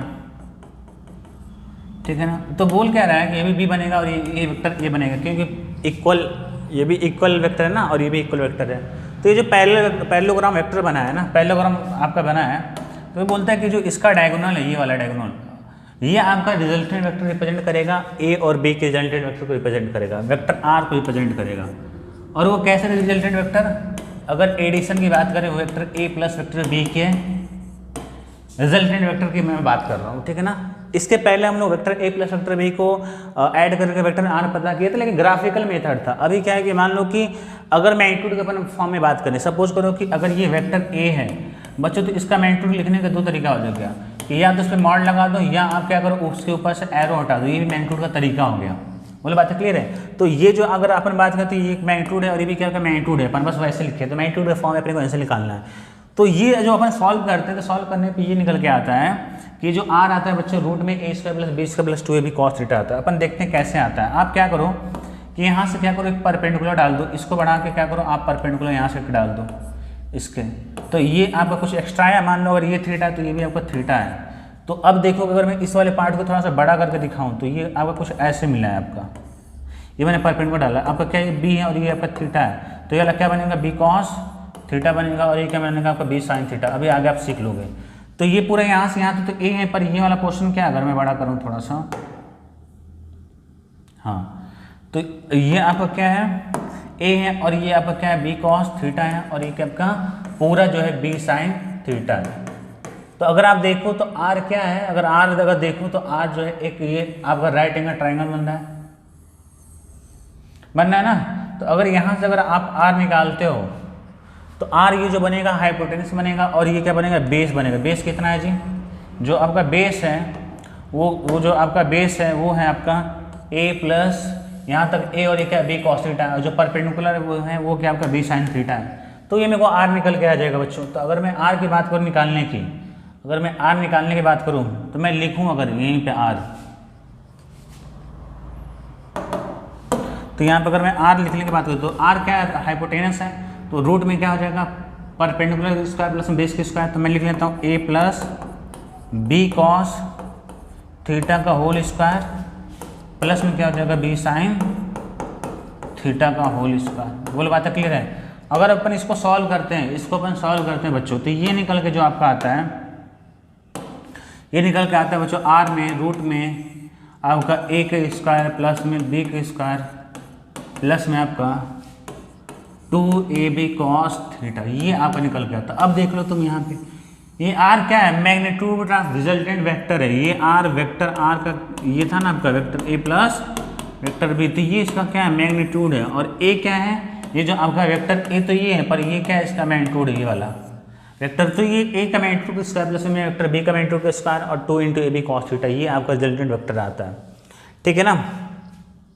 कुछ इसमें स्पेशल केस हम लोग पढ़ेंगे बच्चों। और एक और चीज़ है, अगर अपन देखना चाहें तो ये जो थीटा है वो क्या है एंगल बिटवीन टू वेक्टर है। अगर रिजल्टेंट वेक्टर हम लोग देखेंगे, रिजल्टेंट वेक्टर जो है आपका कितना एंगल बना रहा है, आपको कितना एंगल बना रहा है किससे, वेक्टर ए से, तो मान लें अपन अल्फा बना रहा है। तो अगर यहाँ से निकालो तो हम लोग tan अल्फा, क्या निकालो आप tan अल्फा, तो tan अल्फा भी लिख सकते हो कि B sine theta perpendicular one में बेस हो जाएगा बी साइन थीटा अपन में बन जाएगा आपका ए प्लस बी कॉस थीटा। तो अपन ये भी बता सकते हैं कि रिजल्टेंट वेक्टर जो है ए से कितना एंगल बना रहा है, तो tan अल्फा हो जाएगा बी साइन थीटा अपन में प्लस बी कॉस थीटा, ठीक है ना। हम लोग कुछ स्पेशल केस पढ़ते हैं। स्पेशल केस अगर अपन पढ़ने की बात करें, इसी को लेके सब स्पेशल केस की बात करें,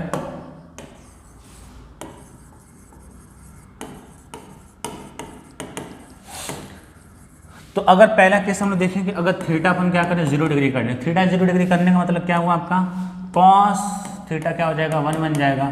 और 0 का मतलब क्या हुआ एंगल बिटवीन टू वेक्टर है, थीटा क्या है एंगल बिटवीन टू वेक्टर है, एक ए है और एक क्या आपका बी है और ये थीटा था आपका, तो थीटा 0 का मतलब क्या होगा कि वेक्टर ए और वेक्टर बी क्या हो गया, आपस में क्या हो गया, पैरेलल हो गए।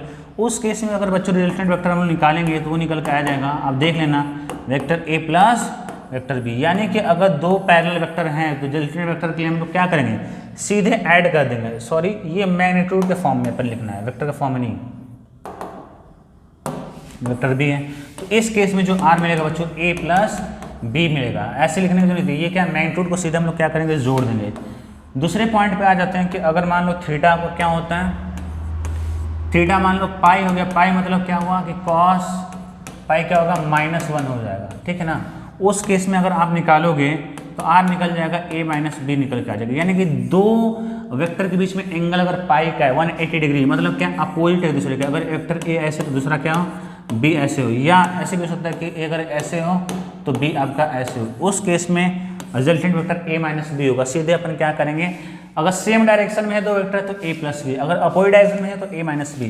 तीसरा केस अपन लेते हैं, थीटा का वैल्यू क्या आपका 90 डिग्री। अगर थीटा वैल्यू 90 डिग्री होगा तो कॉस 90 क्या हो जाएगा, 0 हो जाएगा। तो जो आर का वैल्यू अपन निकालना है, अगर उसमें पुट करोगे तो आर का वैल्यू आ जाएगा बच्चों रूट में ए का स्क्वायर प्लस में बी का स्क्वायर, ठीक है ना। आप देख सकते हो, देख लो यहाँ पे हमने क्या किया, थीटा का वैल्यू क्या है 90 रखा था, कॉस 90 0 हो गया, तो आर का वैल्यू क्या मिल गया, रूट में A square plus B square. तो कुल मिला के मैं ये कहना चाहता हूँ, अगर दो वेक्टर क्या है, दो वेक्टर के बीच में एंगल क्या है 90 डिग्री, मतलब क्या है, एक वेक्टर आपका है ए ऐसे, दूसरा वेक्टर क्या आपका बी ऐसे, और ये इनके बीच में 90 डिग्री, तो रिजल्टेंट वेक्टर जो होगा आर वो क्या हो जाएगा, रूट में ए के स्क्वायर प्लस में क्या मिलेगा, बी के स्क्वायर मिलेगा। बोलो बात है क्लियर है, बोलो ये चीज़ के लिए। सपोज करो कि अगर मैं बोलता हूँ कि एक वेक्टर मान लो कि ऐसा है कि 10 न्यूटन है और दूसरा आपका क्या है 20 न्यूटन है, और उनके बीच का एंगल क्या है 30 डिग्री, और कोई बोले कि रिजल्टेंट वेक्टर का मैग्नीट्यूड क्या होगा। समझ में आ रही बात, मैं वेक्टर आ की बात नहीं कर रहा हूँ, उसके मैग्नीट्यूड की बात कर रहा हूँ। ऐसे लिख लो या ऐसे लिख लो, तो हम लोग क्या करें, रूट में 10 के स्क्वायर प्लस में हम लोग क्या करेंगे 20 के स्क्वायर प्लस में करेंगे हम लोग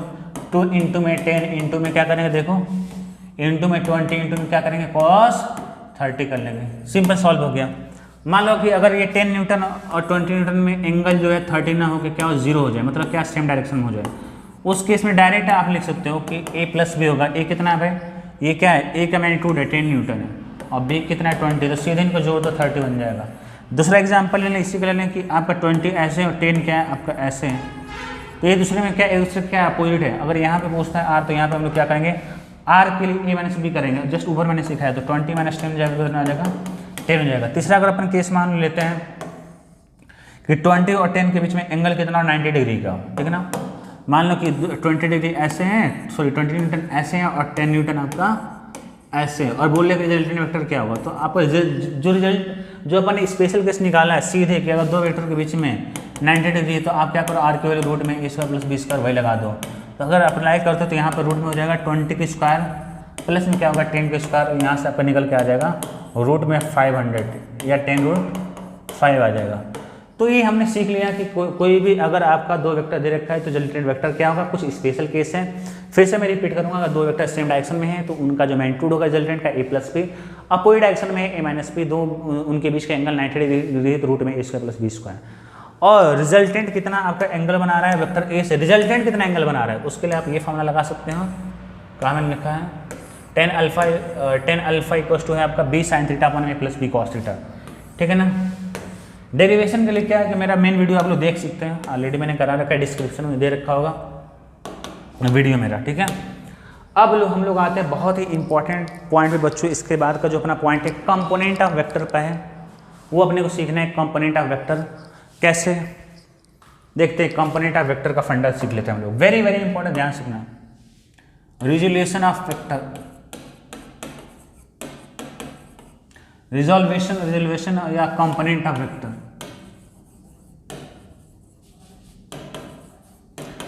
जितना मैं इंपॉर्टेंट बोलूं कम है, ठीक है ना। तो देखते हैं,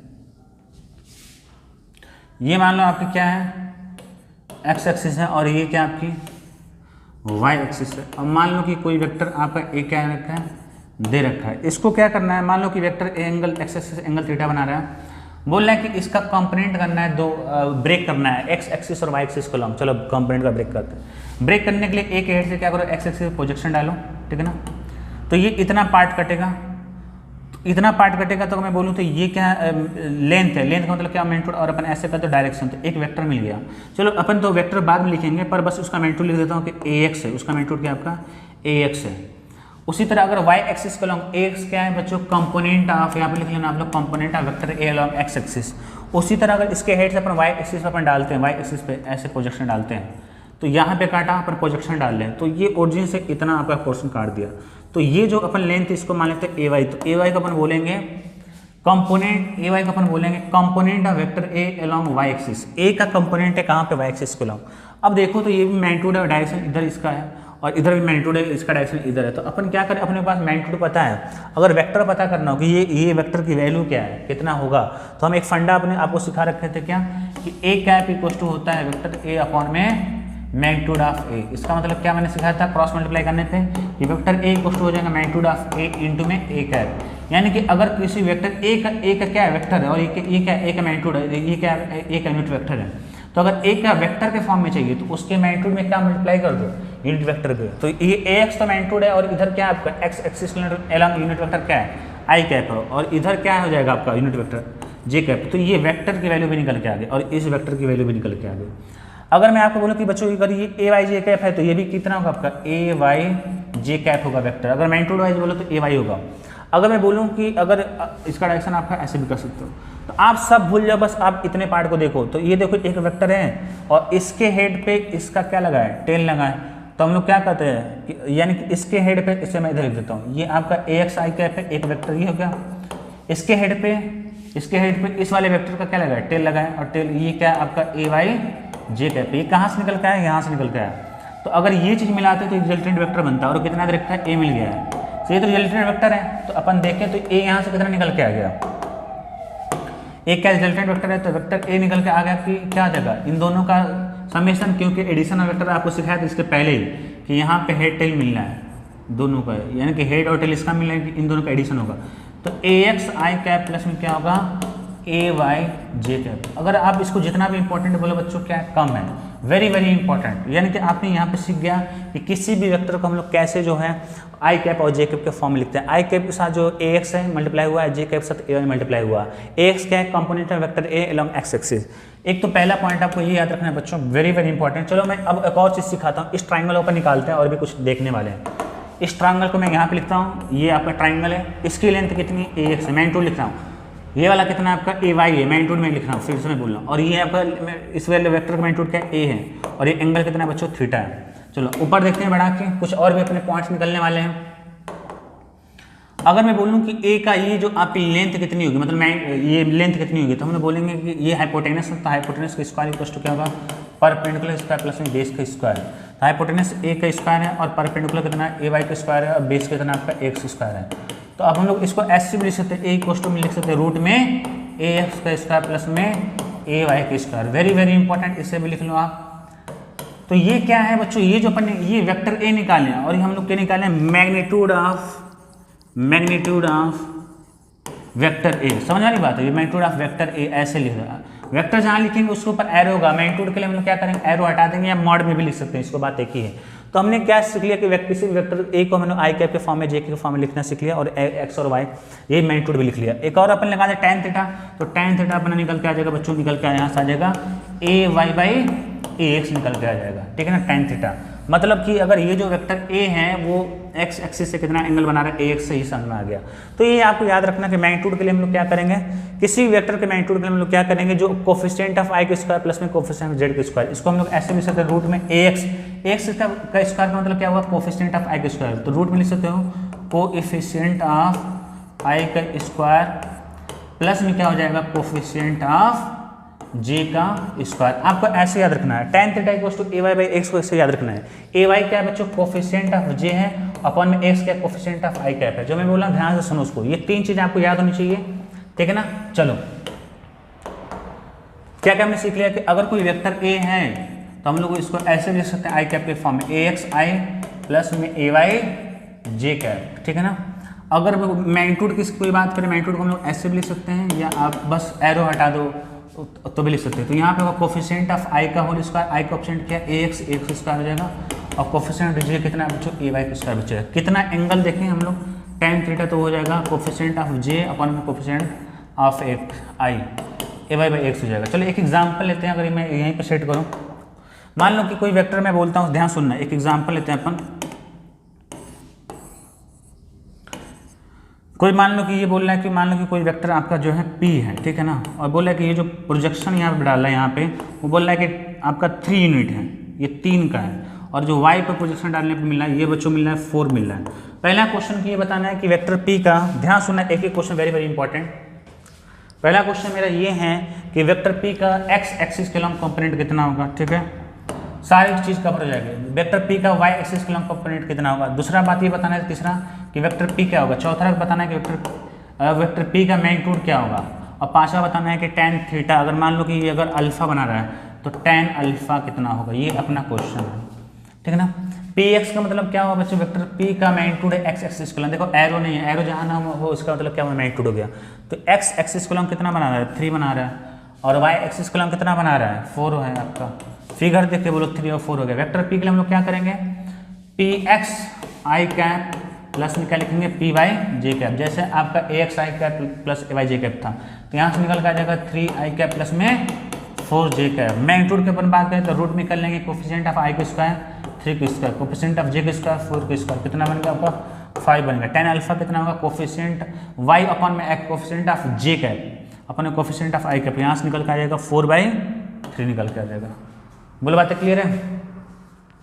तो ये आपका क्या है बच्चों, ये आपका क्या है क्वेश्चन था। तो कंपोनेंट ऑफ वेक्टर चीज़ें समझ गए, इसमें सबसे इंपॉर्टेंट था। यहाँ पे हमने ये सीख लिया किसी भी वेक्टर को कैसे आई कैप और जे क्यू के फॉर्म में लिखते हैं, फिर मैग्नीट्यूड कैसे लिखते हैं और एंगल वगैरह कैसे लिखते हैं, ठीक है ना। अब थोड़ा सा एक और ऊपर कुछ बात सिखा देते हैं, एडिशन ऑफ वेक्टर सिखाते हैं अब थोड़ा सा अलग मेथड से, ठीक है ना। अब सीखेंगे हम लोग एडिशन, सब्ट्रैक्शन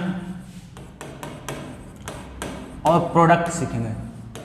प्रोडक्ट में हम लोग सीखेंगे डॉट प्रोडक्ट और सीखेंगे हम लोग क्रॉस प्रोडक्ट। बात समझ में आ रही बात। एडिशन चलो सीख लेते हैं। अब वो वाला एडिशन नहीं कि आपका वेक्टर इस तरह ना दिया हो, वेक्टर ए वेक्टर बी, तब एडिशन करेंगे vector A plus vector B, तब क्या होगा, ये सब चीज़ तो तुमने सीख लिया। अब वो चीज़ नहीं है। अब मान लो कि ऐसे दे कि वेक्टर आई कैप है आपका 5i प्लस में 3j कैप प्लस में 2k कैप, ऐसे अभी सिखाया था मैंने आपको ना। आई का मतलब क्या हुआ, एक वेक्टर ए का ए एक्स है और ये क्या ए वाई है, और उसी तरह आपका ए जेड बन जाएगा। अगर मान लो वेक्टर बी की अपन बात करें तो मान लो कि ये दे रखा आई कैप प्लस में जे कैप प्लस में आपका के कैप। अब मान लो पूछता है, यहीं पे मैं लिख देता हूँ, एडिशन पहले से सीख लेते हैं। पहला मैं पूछता है कि vector A plus vector B क्या होगा, और दूसरा पूछता है vector A minus vector B क्या होगा, और तीसरा पूछता है vector B minus vector A क्या होगा। तो मैं कुल मिला के यहाँ से एडिशन आप सीखोगे, दो वेक्टर का यहाँ पे इन दोनों से सब्ट्रैक्शन सीखोगे। वेक्टर ए प्लस बी के लिए हम लोग क्या करेंगे बच्चों, दो वेक्टर का एडिशन भी क्या होता है, वेक्टर होता है, यानी कि आंसर में आई कैप और जे कैप आना चाहिए। तो इनको साथ साथ जोड़ लो, इनको 5i कैप प्लस आई कैप 6i कैप, जे को एक साथ जोड़ दो, 3j प्लस जे कैप कितना हो गया 4j कैप, 2 कैप प्लस के कैप कितना हो गया 3k कैप हो गया। बोलो बातें क्लियर है।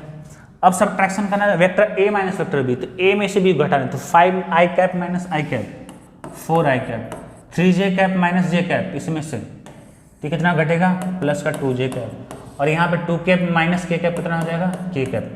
अब vector b minus A cap यानी कि b में से एक हो, यानी कि आई कैप माइनस 5i कैप, तब माइनस लग जाएगा माइनस 4i कैप, उसी तरीके माइनस 2j कैप हो जाएगा, उस तरीके होगा माइनस का k कैप हो जाएगा। तो एडिशन सब्ट्रैक्शन सीख ले। अब हमें सीखना है क्या बच्चों, प्रोडक्ट ऑफ टू वेक्टर में क्या है ना बच्चों कि दो टाइप के प्रोडक्ट होते हैं, एक होता है आपका डॉट प्रोडक्ट होता है, एक क्या होता है आपका डॉट प्रोडक्ट होता है, और एक होता है क्रॉस प्रोडक्ट होता है। डॉट प्रोडक्ट अपन बोलते हैं स्केलर प्रोडक्ट बोलते हैं, और वेक्टर प्रोडक्ट अपन बोलते हैं क्रॉस प्रोडक्ट और वेक्टर प्रोडक्ट बोलते हैं।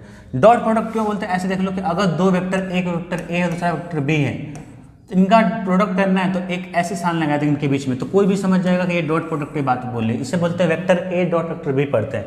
क्रॉस प्रोडक्ट में क्या होगा कि भाई दो वेक्टर का हम लोग क्या करेंगे, यहाँ पे क्रॉस प्रोडक्ट करेंगे तो इनके बीच में ऐसे क्रॉस लगा देते हैं, इसे पढ़ते हैं vector A cross vector B. अब डिटेल डिस्कशन हम लोग बच्चों आगे देखने वाले, डिटेल डिस्कशन चलो पढ़ते हैं। डॉट प्रोडक्ट हम लोग डिटेल डिस्कशन करते हैं। तो आई थिंक आपको ये बात तो समझ में आ गया कि डॉट प्रोडक्ट कैसे लिखते हैं कि वेक्टर ए, जैसे मान लो कि अगर ये बोलूँ कि एक वेक्टर ये आपका ए है दूसरा आपका वेक्टर बी है, ये थीटा का इनके बीच का एंगल क्या लगेगा क्योंकि दोनों टेल मिल रही है। तो बोल रहे हैं कि अगर वेक्टर ए डॉट यहाँ लगा दो, तो इसका क्या पढ़ेंगे vector A dot vector B. तो अगर vector A dot vector B पता करना है तो हम इसका फॉर्मूला जो निकल के आता है वो होता है ए बी कॉस थीटा होता है। क्या निकल के आता है? ए बी कॉस थीटा निकल के आता है। अब ध्यान से सुनो, यानी कि दो वेक्टर का जो डॉट प्रोडक्ट होता है उसके लिए हम क्या करेंगे, सिंपल मल्टीप्लिकेशन इसके बीच में। यहाँ पे डॉट प्रोडक्ट है, यहाँ पे क्या सिंपल मल्टीप्लिकेशन है। तो ए का मैग्नीट्यूड इंटू में बी का मैग्नीट्यूड इंटू में क्या हो जाएगा, कॉस थीटा हो जाएगा। यानी कि जो उनके बीच का एंगल है ना, जो उनके बीच का एंगल है थीटा, उसका कॉस ले लेंगे तो vector A dot vector B cos theta हो जाएगा, ए बी कॉस थीटा हो जाएगा। ए को हम लिख सकते हैं ऐसे लिख सकते हैं मैग्नीट्यूड ऑफ ए, बी को लिख सकते हैं मैग्नीट्यूड ऑफ बी। ये magnitude of A into magnitude of B into में कॉस थीटा, और ये क्या डॉट प्रोडक्ट है। कुछ हम लोग बच्चों स्पेशल केस देख लेते हैं। स्पेशल केस मतलब क्या कि अगर कहने मतलब ये कि अभी एंगल थीटा है, अब इनके बीच का एंगल 0 हो जाए, 180 डिग्री हो जाए, 90 डिग्री हो जाए, तब क्या क्या केसेस होने वाले हैं। तो चलो स्पेशल केस हम लोग स्टार्ट करते हैं, यहाँ से देखते हैं स्पेशल केस में। सम स्पेशल केस में आपका कि अगर जब थीटा का वैल्यू 0, थीटा का 0 मतलब क्या हो गया कि ये आपका ए था और ये क्या था आपका बी था। तो अब ये थीटा है, थीटा का वैल्यू 0 का मतलब क्या हुआ, 0 करने के लिए इस चीज़ को ऐसे लाओ तो जब थीटा का वैल्यू 0 डिग्री मतलब क्या होगा कि दो वेक्टर क्या हो जाए, पैरेलल हो जाए। उस केस में निकालते हैं कि vector A dot vector B क्या होगा। तो ए डॉट वेक्टर बी क्या होता है, ए बी कॉस थीटा होता है। यहाँ पे कॉस 0 जाएगा, कॉस 0 की वैल्यू कितनी होती है आपकी 1 होती है। तो a इंटू बी इंटू 1 हो जाएगा, यानी कि vector A dot vector B equal to क्या हो जाएगा, a इंटू बी। यानी कि अगर दो वेक्टर क्या सेम डायरेक्शन में हो तो उनका डॉट प्रोडक्ट के लिए हम लोग क्या करेंगे, सीधे मल्टीप्लाई कर देंगे। और रिजल्टेंट वेक्टर के लिए हम लोग क्या करेंगे, a प्लस बी करेंगे, वेक्टर और इक्वल टू वेक्टर a प्लस बी। आई थिंक आपको याद होगा। एग्जाम्पल कुछ लेते हैं, मान लो कि vector I dot vector I cap निकालना, आई कैप डॉट आई कैप है, ठीक है ना। तो हम लोग क्या करेंगे, कैसे निकालेंगे बताओ, सीधे मल्टीप्लिकेशन कर देंगे, क्योंकि आई के बीच में सेम एंगल होगा, जे के बीच में सेम एंगल होगा, के बीच में सॉरी आई के बीच में एंगल जो होगा आपका थीटा क्या होगा, 0 होगा। जे के बीच में जो एंगल क्या होगा, 0 होगा। के बीच में एंगल क्या होगा आपका 0 होगा। तो इन तीनों के बीच में एंगल क्या है, 0। आई के बीच में एंगल 0, जे के बीच में एंगल 0, के बीच में एंगल क्या होगा आपका 0 होगा।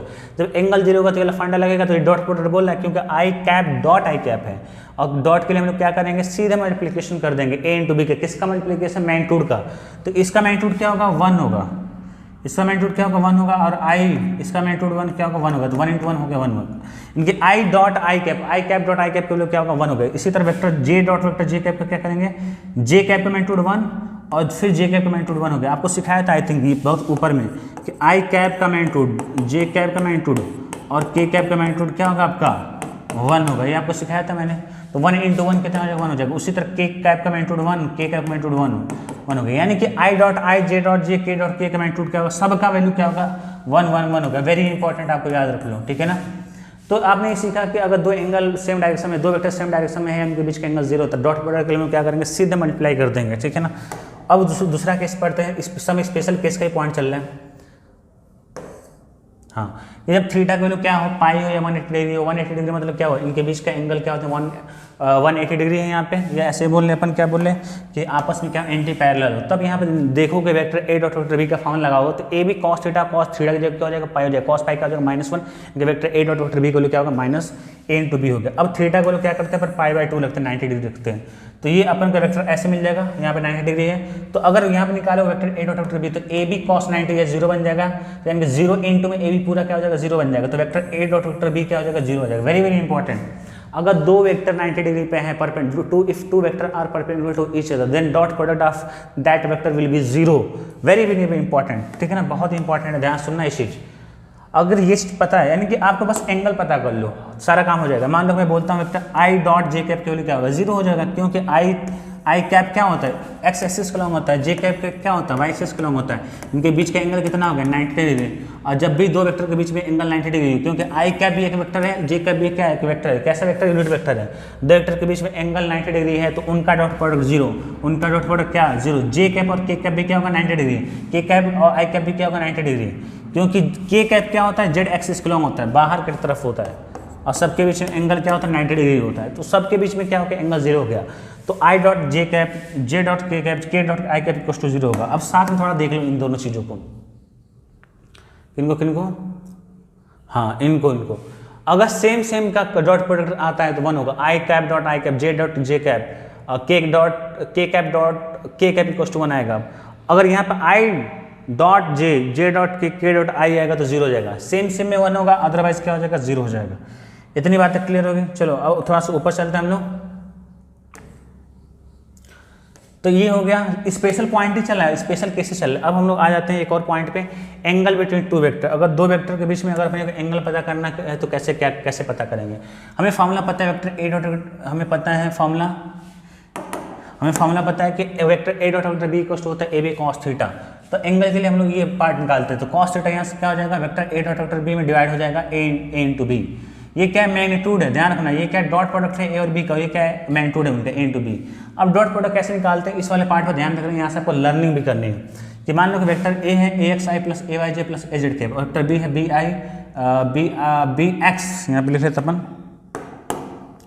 B X I cap plus B I J cap plus B Z K cap. I think ये चीज समझ में आ रहा होगा। ए एक्स क्या है, वेक्टर एक कंपोनेंट एक्स एक्सिस को लॉन्ग, ए वाई क्या है, एक कंपोनेंट वाई एक्सिस को लॉन्ग, ए जेड क्या है, एक कंपोनेंट के लॉन्ग, जेड एक्सिस को लॉन्ग। अब डॉट प्रोडक्ट के लिए क्या होता है बच्चों, हमें आई को नहीं लेना होता है, ठीक है ना। मैं यहाँ पर ऐसे लिख देता हूँ, ट्रिक के फॉर्म में याद रख लो कि आई को हम नहीं लेंगे, क्योंकि आई डॉट आई 1 हो जाएगा, जे डॉट जे 1 हो जाएगा, के डॉट के 1 हो जाएगा। अब जो बचा हुआ है इसको मल्टीप्लाई कर लो, तो ये हो जाएगा आपका ए एक्स बी एक्स, जो साइन है बीच में प्लस लगा लो, ए वाई और ये क्या होगा, ए वाई और क्या हो जाएगा, बी वाई हो जाएगा, और ये क्या हो जाएगा, ए जेड प्लस में क्या होगा, ए जेड और ये क्या होगा, बी जेड हो गया। बात समझ में आ रही है। तो ये अपन ऐसे अपन क्या निकालते हैं, डॉट प्रोडक्ट निकालते हैं। बात समझ में आ गया। तो हम लोग कहाँ पे थे, यहाँ पे थे कॉस थीटा। कॉस थीटा निकालना तो vector A dot vector B का वैल्यू कितना आ गया, देख लो यहाँ से निकाल लो, A X B X plus A Y B Y plus A Z और क्या हो गया, बी जेड हो गया। और ये क्या है भाई, ए है ना, एन टू बी, ये तो मैग्नीट्यूड है ना, ए का मैग्नीट्यूड। ए का मैग्नीट्यूड क्या हो गया, यहाँ से देख के बोलो, आई का स्क्वायर, कोफिशिएंट ऑफ आई का स्क्वायर, ए एक्स स्क्वायर बनेगा, फिर क्या बनेगा, प्लस में ए वाई का स्क्वायर बनेगा, फिर क्या, के कैप का स्क्वायर। ये हमको सिखाया था आपको कंपोनेंट ऑफ वेक्टर में। उसी तरह यहाँ पे क्या बन जाएगा, रूट में बी एक्स का square plus I coefficient of I का square, B X square, coefficient of J के स्क्वायर, बी वाई का स्क्वायर हो जाएगा, प्लस में कोफिशिएंट ऑफ के का स्क्वायर है तो वो हो जाएगा बी जेड का स्क्वायर, यानी कि बी एक्स के स्क्वायर प्लस में हो जाएगा बी वाई का स्क्वायर और प्लस में क्या हो जाएगा, बी जेड का स्क्वायर। देखो निकल के आ गया। चलो मान लो कि अगर एक एग्जांपल देता है आपको, सपोज करो मैं देता हूँ यहाँ पे कि वेक्टर ए है आपका 2i कैप प्लस में क्या है, जे कैप है, और वेक्टर बी है आपका i कैप और माइनस में क्या आपका जे कैप है। कैसे आप डॉट प्रोडक्ट निकालोगे इसका, vector A dot vector B. तो हमें क्या करना होता है, आई को तो हटा दो, कोफिशिएंट मल्टीप्लाई करो, 2i कोफिशिएंट यहाँ पे 2 है, यहाँ पे कोफिशिएंट क्या है 1, तो 2 इंटू 1 क्या 2 हो गया, प्लस माइनस माइनस हो जाएगा, और जे कोफिशिएंट यहाँ पे 1 है, जे कोफिशिएंट 1 तो 1 इंटू 1 क्या 1 हो गया, तो ये आ गया 1 आ गया। अब देख लो बस मैग्नीट्यूड आ रहा है, इसलिए हम लोग बोलते हैं डॉट प्रोडक्ट को स्केलर क्वांटिटी बोलते हैं। स्केलर में क्या होता है, ओनली मैग्नीट्यूड होता है। बोलो बातें क्लियर है। कुछ प्रॉपर्टीज है आपके डॉट प्रोडक्ट के, डॉट प्रोडक्ट कुछ प्रॉपर्टी जैसे कि यहाँ पे आप देख रहे होंगे कि vector A dot vector B equal to vector B dot vector A हो रहा है, इसे बोलते हैं कम्युलेटिव लॉ बोलते हैं ना। और नहीं इसको बोलते हैं आई थिंक ये होता है, आई थिंक मेरे को एग्जैक्ट तो बच्चों नाम नहीं याद आ रहा है। वेक्टर अगर चीज़ें अपोजिट जा रही है, अगर अपोजिट की इक्वल हो रही है, vector A dot vector B equal हो जाएगा vector B dot vector A, ठीक है ना। और यहाँ पे हो जाएगा वेक्टर, अगर ये चीज़ इसे बोलते हैं कम्युलेटिव लॉ बोलते हैं I think. Vector A dot vector B plus vector C equal हो जाएगा, ओपन आप कर सकते हैं, vector A dot vector B plus में वेक्टर बी डॉट, सॉरी यहाँ पे ये गलत है आपका, ओपन करते हैं, मल्टीप्लाई करो। मैं इसको अच्छे से लिख देता हूँ थोड़ा सा, बहुत हम ये कॉम्युलेटिव है आपका कि vector A dot vector B plus vector C है, यानी कि हम लोग क्या कर रहे हैं, डॉट प्रोडक्ट कर रहे हैं वेक्टर ए का vector B plus vector C के साथ। तो अपन इसको ओपन करके लिख सकते हैं कि vector A dot vector B plus में vector A dot vector C, ठीक है ना। तो ये आपकी कुछ प्रॉपर्टीज है आपकी, ये बहुत इंपॉर्टेंट है कि vector A dot vector B को हम लिख सकते हैं vector B dot vector A, पर यहाँ पर हम लोग ये चीज़ नहीं लिख सकते हैं कि vector A cross vector B equals to लिख सकते हैं अपन vector B cross vector A, ये अपन नहीं लिख सकते, गलत होगा, ठीक है ना, ये गलत है, अपन नॉट इक्वल्स टू होगा। इसलिए ये प्रॉपर्टी बहुत इंपॉर्टेंट हो जाती है, इसलिए आपको याद रखना है कि vector A dot vector B equals to vector B dot vector A हो जाएगा, पर vector A cross vector B not equals to vector B cross vector A, ये चीज़ आपको ध्यान रखना है, ठीक है ना। अब हम लोग बढ़ते हैं आगे, ओके। आगे आपका क्या क्रॉस प्रोडक्ट है, क्रॉस प्रोडक्ट ऑफ वेक्टर, हम लोग क्रॉस प्रोडक्ट सीखने वाले हैं। डॉट प्रोडक्ट आपने सीख लिया, चलो डॉट क्रॉस प्रोडक्ट अपन सीखने वाले हैं, क्या वो चीज़ देख लो। अगर मान लो वेक्टर ए है दूसरा वेक्टर बी है, क्रॉस के लिए हम लोग क्या करेंगे, इसके बीच में ऐसे साइन लगा देंगे, इसलिए बोलेंगे हम लोग vector A cross vector B. मान लो कि एक वेक्टर ए दूसरा वेक्टर बी है, इनके बीच का एंगल क्या है, थीटा है, तो vector A cross vector B में क्या लिखें हम लोग, A B sine theta into में एन कैप, ऐसे लिखते हैं हम लोग, ठीक है। तो अगर आप देखो तो ए बी साइन थीटा का एक मैग्नीट्यूड है और एन कैप का एक यूनिट वेक्टर है, तो ये डायरेक्शन को बता रहा है आपका और ये क्या बता रहा है आपका मैग्नीट्यूड को बता रहा है, ठीक है। तो मैग्नीट्यूड प्लस में डायरेक्शन है, इसीलिए ये क्या बन जाएगा, ये मैग्नीट्यूड प्लस डायरेक्शन किसके बराबर है, ए क्रॉस वेक्टर बी के, यानी कि vector A cross vector B भी क्या आपस में अपने आप में एक अकेला वेक्टर है, मान लो वेक्टर सी है। बात समझ में आ रही है। अब इसकी डायरेक्शन क्या हो गया, वेक्टर सी, तो इसकी मैग्नीट्यूड तो ए बी साइन थीटा हो गया और डायरेक्शन क्या एन कैप है। चलो इसका डायरेक्शन निकालते हैं, how to find direction. Direction vector C की डायरेक्शन बोलो या vector A cross vector B की डायरेक्शन बोलो। डायरेक्शन पता करने का तरीका ये होता है, मान लो कि हाउ टू फाइंड डायरेक्शन के अंदर vector A cross vector B की डायरेक्शन पूछता है, तो वेक्टर ए को आप मान लो फर्स्ट और वेक्टर बी को मान लो सेकेंड। राइट हैंड का यूज़ करो, फर्स्ट आपका कौन सा है आपका यहाँ पे ये है और सेकेंड आपका ये है, तो ए फर्स्ट पे अपना ऐसे रखो और सेकेंड की तरफ अपना ये कर लो, फिंगर को कर्ल कर लो, मुड़ा दो। तो ए को मैं बी की तरफ मुड़ाया तो जो थंब की डायरेक्शन होगी ना वो आपकी क्या करेगी, डायरेक्शन देगी vector A cross vector B की या वेक्टर सी की। तो ये देख लो ये चीज़ क्या है, बाहर की तरफ शो कर रहा है, बाहर की तरफ मतलब होगा क्रॉस अपन रिप्रेजेंट करते हैं, यानी कि आउट ऑफ द प्लेन होगा।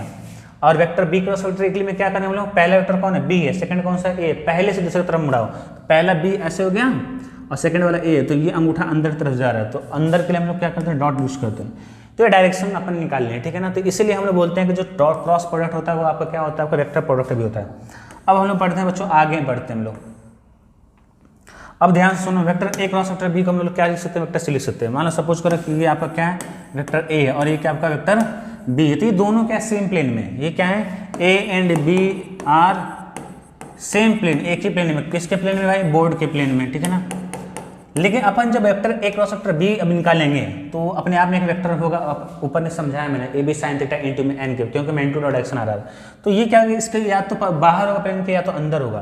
तो मान लो कि ए क्रॉस वेक्टर बी निकालते बाहर आ गया, वेक्टर सी की डायरेक्शन है। अब देख लो सी जो है ए से 90 डिग्री है, सी जो है बी से 90 डिग्री पे है, और या ए प्लस बी भी लोगे तो सेम ही प्लेन में आएगा। ए प्लस बी भी अगर इनका निकालते हो तो इसी प्लेन में कहीं नहीं कहेंगे, और ए माइनस बी भी इसी प्लेन में आएगा। तो कुल मिला के क्या है, सी जो है परपेंडिकुलर हो गया ए के, C perpendicular A, C is perpendicular, ये सी अपना perpendicular to B and C is also perpendicular to A plus B, C is perpendicular to A minus B. इसलिए डॉट प्रोडक्ट इनका क्या आएगा, जीरो, क्योंकि कोई भी वेक्टर का डॉट प्रोडक्ट अगर आपस में 90 डिग्री पे है तो उनका क्या आता है, जीरो होता है। तो vector C dot vector A zero हो जाएगा, vector C dot vector B zero हो जाएगा, vector C dot vector A plus vector B zero हो जाएगा, vector C dot vector A minus B vector B क्या होगा, जीरो हो जाएगा। अब थोड़ा सा हम लोग ऊपर आते हैं, स्पेशल केसेस में पढ़ लेते हैं हम लोग। तो यहाँ पे vector A cross vector B क्या है, A B sine theta into में एन कैप है। सब स्पेशल केस अपन ले लेते हैं, थीटा को क्या हो आपका 0 डिग्री हो या 180 डिग्री हो। अगर थीटा 0 180 डिग्री होगा तो साइन थीटा यहाँ पे निकालोगे तो 0 बन जाएगा। तो vector A cross vector B क्या हो जाएगा, 0, है ना।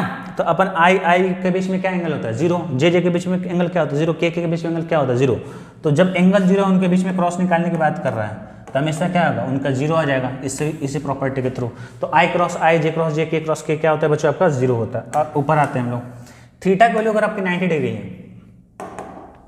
थीटा की वैल्यू क्या आपकी 90 डिग्री है, यानी कि ए और बी के बीच में एंगल 90 डिग्री है, तब निकालते हैं वेक्टर ए क्रॉस बी। तो A B sine 90 into n cap, sine 90 बन जाएगा 1, यानी कि A B into n cap.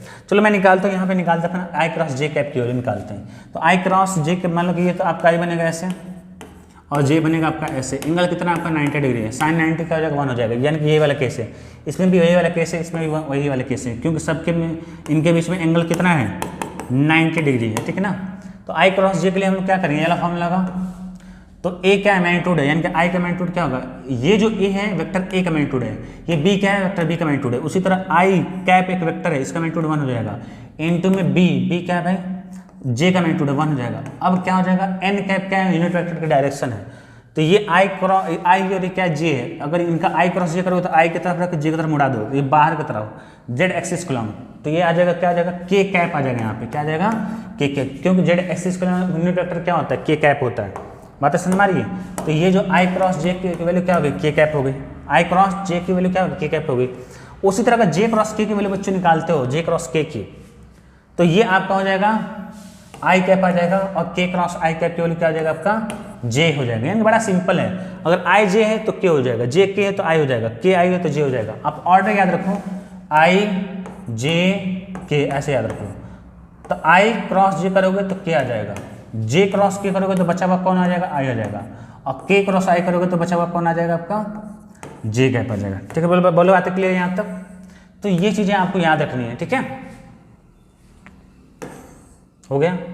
I cross J cross के और के क्रॉस आई, तो आपको वैल्यू पता चल गया। यहाँ पे मैं लिख देता हूँ आपको, मैं यहाँ पे लिख देता हूँ बच्चों कि आई क्रॉस जे की वैल्यू हो जाएगा के कैप आई जे, जे क्रॉस के क्या हो जाएगा आपका आई कैप, और के क्रॉस आपका आई जो हो जाएगा जे कैप हो जाएगा। ये भी चीज़ आपको क्लियर हो गया। एक और पॉइंट बहुत इंपॉर्टेंट जरूरी है जो कि लास्ट पॉइंट है आपका, how to find vector A cross vector B if vector given in form of I cap J cap और K cap. A cross vector B पता करना जगह अगर वेक्टर ए वेक्टर बी के फॉर्म में ऐसे दे रखा, बड़ा सिंपल है, चलो देखते हैं कैसे निकालते हैं। अगर vector A vector B I cap J cap और के फॉर्म में हो, जैसे मान लो वेक्टर ए कितना है आपका 3 आई कैप प्लस 4 जे कैप प्लस 5 के कैप है, वेक्टर बी कितना है आई कैप है जे कैप और क्या है के कैप है। इस केस में अगर इस केस में अपने को बोलता है कि vector A cross vector B पता करो, तो चलो कैसे निकालते हो उसे ध्यान से देखो। Vector A cross vector B आप सबसे बनाओगे ऐसे फिगर बनाओगे, यहाँ पे लिखोगे आई कैप, ये लिखोगे जे कैप और ये लिखोगे के कैप, ठीक है ना। अब क्या करना है तुम्हें, जो एक तो वेक्टर ए पहला जो वेक्टर ये है, सेकंड वेक्टर क्या है बी है, तो पहले वेक्टर का सब कोफिशिएंट डालो यहाँ पे। ये जो लिखा गया इसका मतलब क्या है, वेक्टर का कोफिशिएंट लिखना है। मान लो यहाँ पे ए है और ये बी है, तो ए का कोफिशिएंट क्या हो जाएगा आई का 3, जे का 4, के का 5, बी में क्या हो जाएगा 1, जे का हो गया 1, के का कितना हो गया 1 हो गया। अब इसको मैं मिटा देता हूँ, ये चीज़ जस्ट समझाने के लिए था आपका। इतना करने के बाद आपको एक और चीज़ करना है थोड़ा सा डायरेक्शन के लिए, यहाँ पे लिखो तो प्लस, ये लिखो माइनस, ये लिखो प्लस, ठीक है ना। अब ध्यान दो बच्चों इसको कैसे लिखना है, ये कैसे पता करना है, ये बहुत इंपॉर्टेंट बात है। आप क्या करो कि पहले ये रो पकड़ो, ये वाली आई कैप वाली, तो आई कैप जब पकड़ोगे ना तो आप इसको और इसको काट दो, ये इसको मैं ऐसे कर देता हूँ आपको। आई कैप पकड़ो तो एक वर्टिकल में काट दो, एक हॉरिजॉन्टल में काट दो, बचा कितना ये देखो जो बचा हुआ है 4 × 1, इनका क्रॉस मल्टीप्लाई करो, तो 4 × 1 मैं कर लेता हूँ, माइनस में क्या होगा 5 × 1 हो गया, ठीक है। अलग पेन से यूज कर लेते हैं, 4 × 1 माइनस में क्या होगा 5 × 1, और जो आपने जिसको आपने कट किया आई कैप, वो आप क्या करो मल्टीप्लाई कर दो, आई कैप क्या करो मल्टीप्लाई कर दो यहाँ पे। अब क्या जे कैप के लिए करो सेम चीज, जे कैप अगर करेंगे तो यहाँ पे माइनस जे कैप लगेगा, माइनस जे कैप। अब यहाँ पे कुछ लिख लो, और के कैप के लिए उसी तरह लगेगा प्लस का के कैप, है ना। ये जो साइन है, जो साइन ले रहा है अपन माइनस जे कैप यहाँ से ले रहे हैं, प्लस के कैप यहाँ पे। आई के लिए प्लस, जे के लिए हमेशा माइनस, के के लिए हमेशा क्या होगा प्लस, ठीक है ना। जे के लिए बस माइनस आएगा, तो आई के लिए तो अपन लिख लिया, जे के लिए चलो ब्रैकेट में लिखते हैं। इस आई को आप चाहो तो यहाँ पे भी लिख सकते हो, पहले भी कोई दिक्कत वाली बात नहीं है, ठीक है।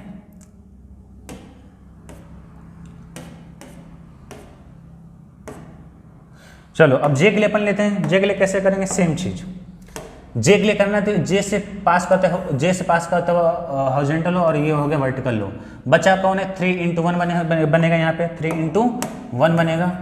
फिर माइनस का साइन हमेशा आता है 3 × 1, जो क्रॉस मल्टीप्लाई करने पे 3 से 1 से क्रॉस मल्टीप्लाई करो, और 1 से 5 में करो तो 1 × 5 हो जाएगा।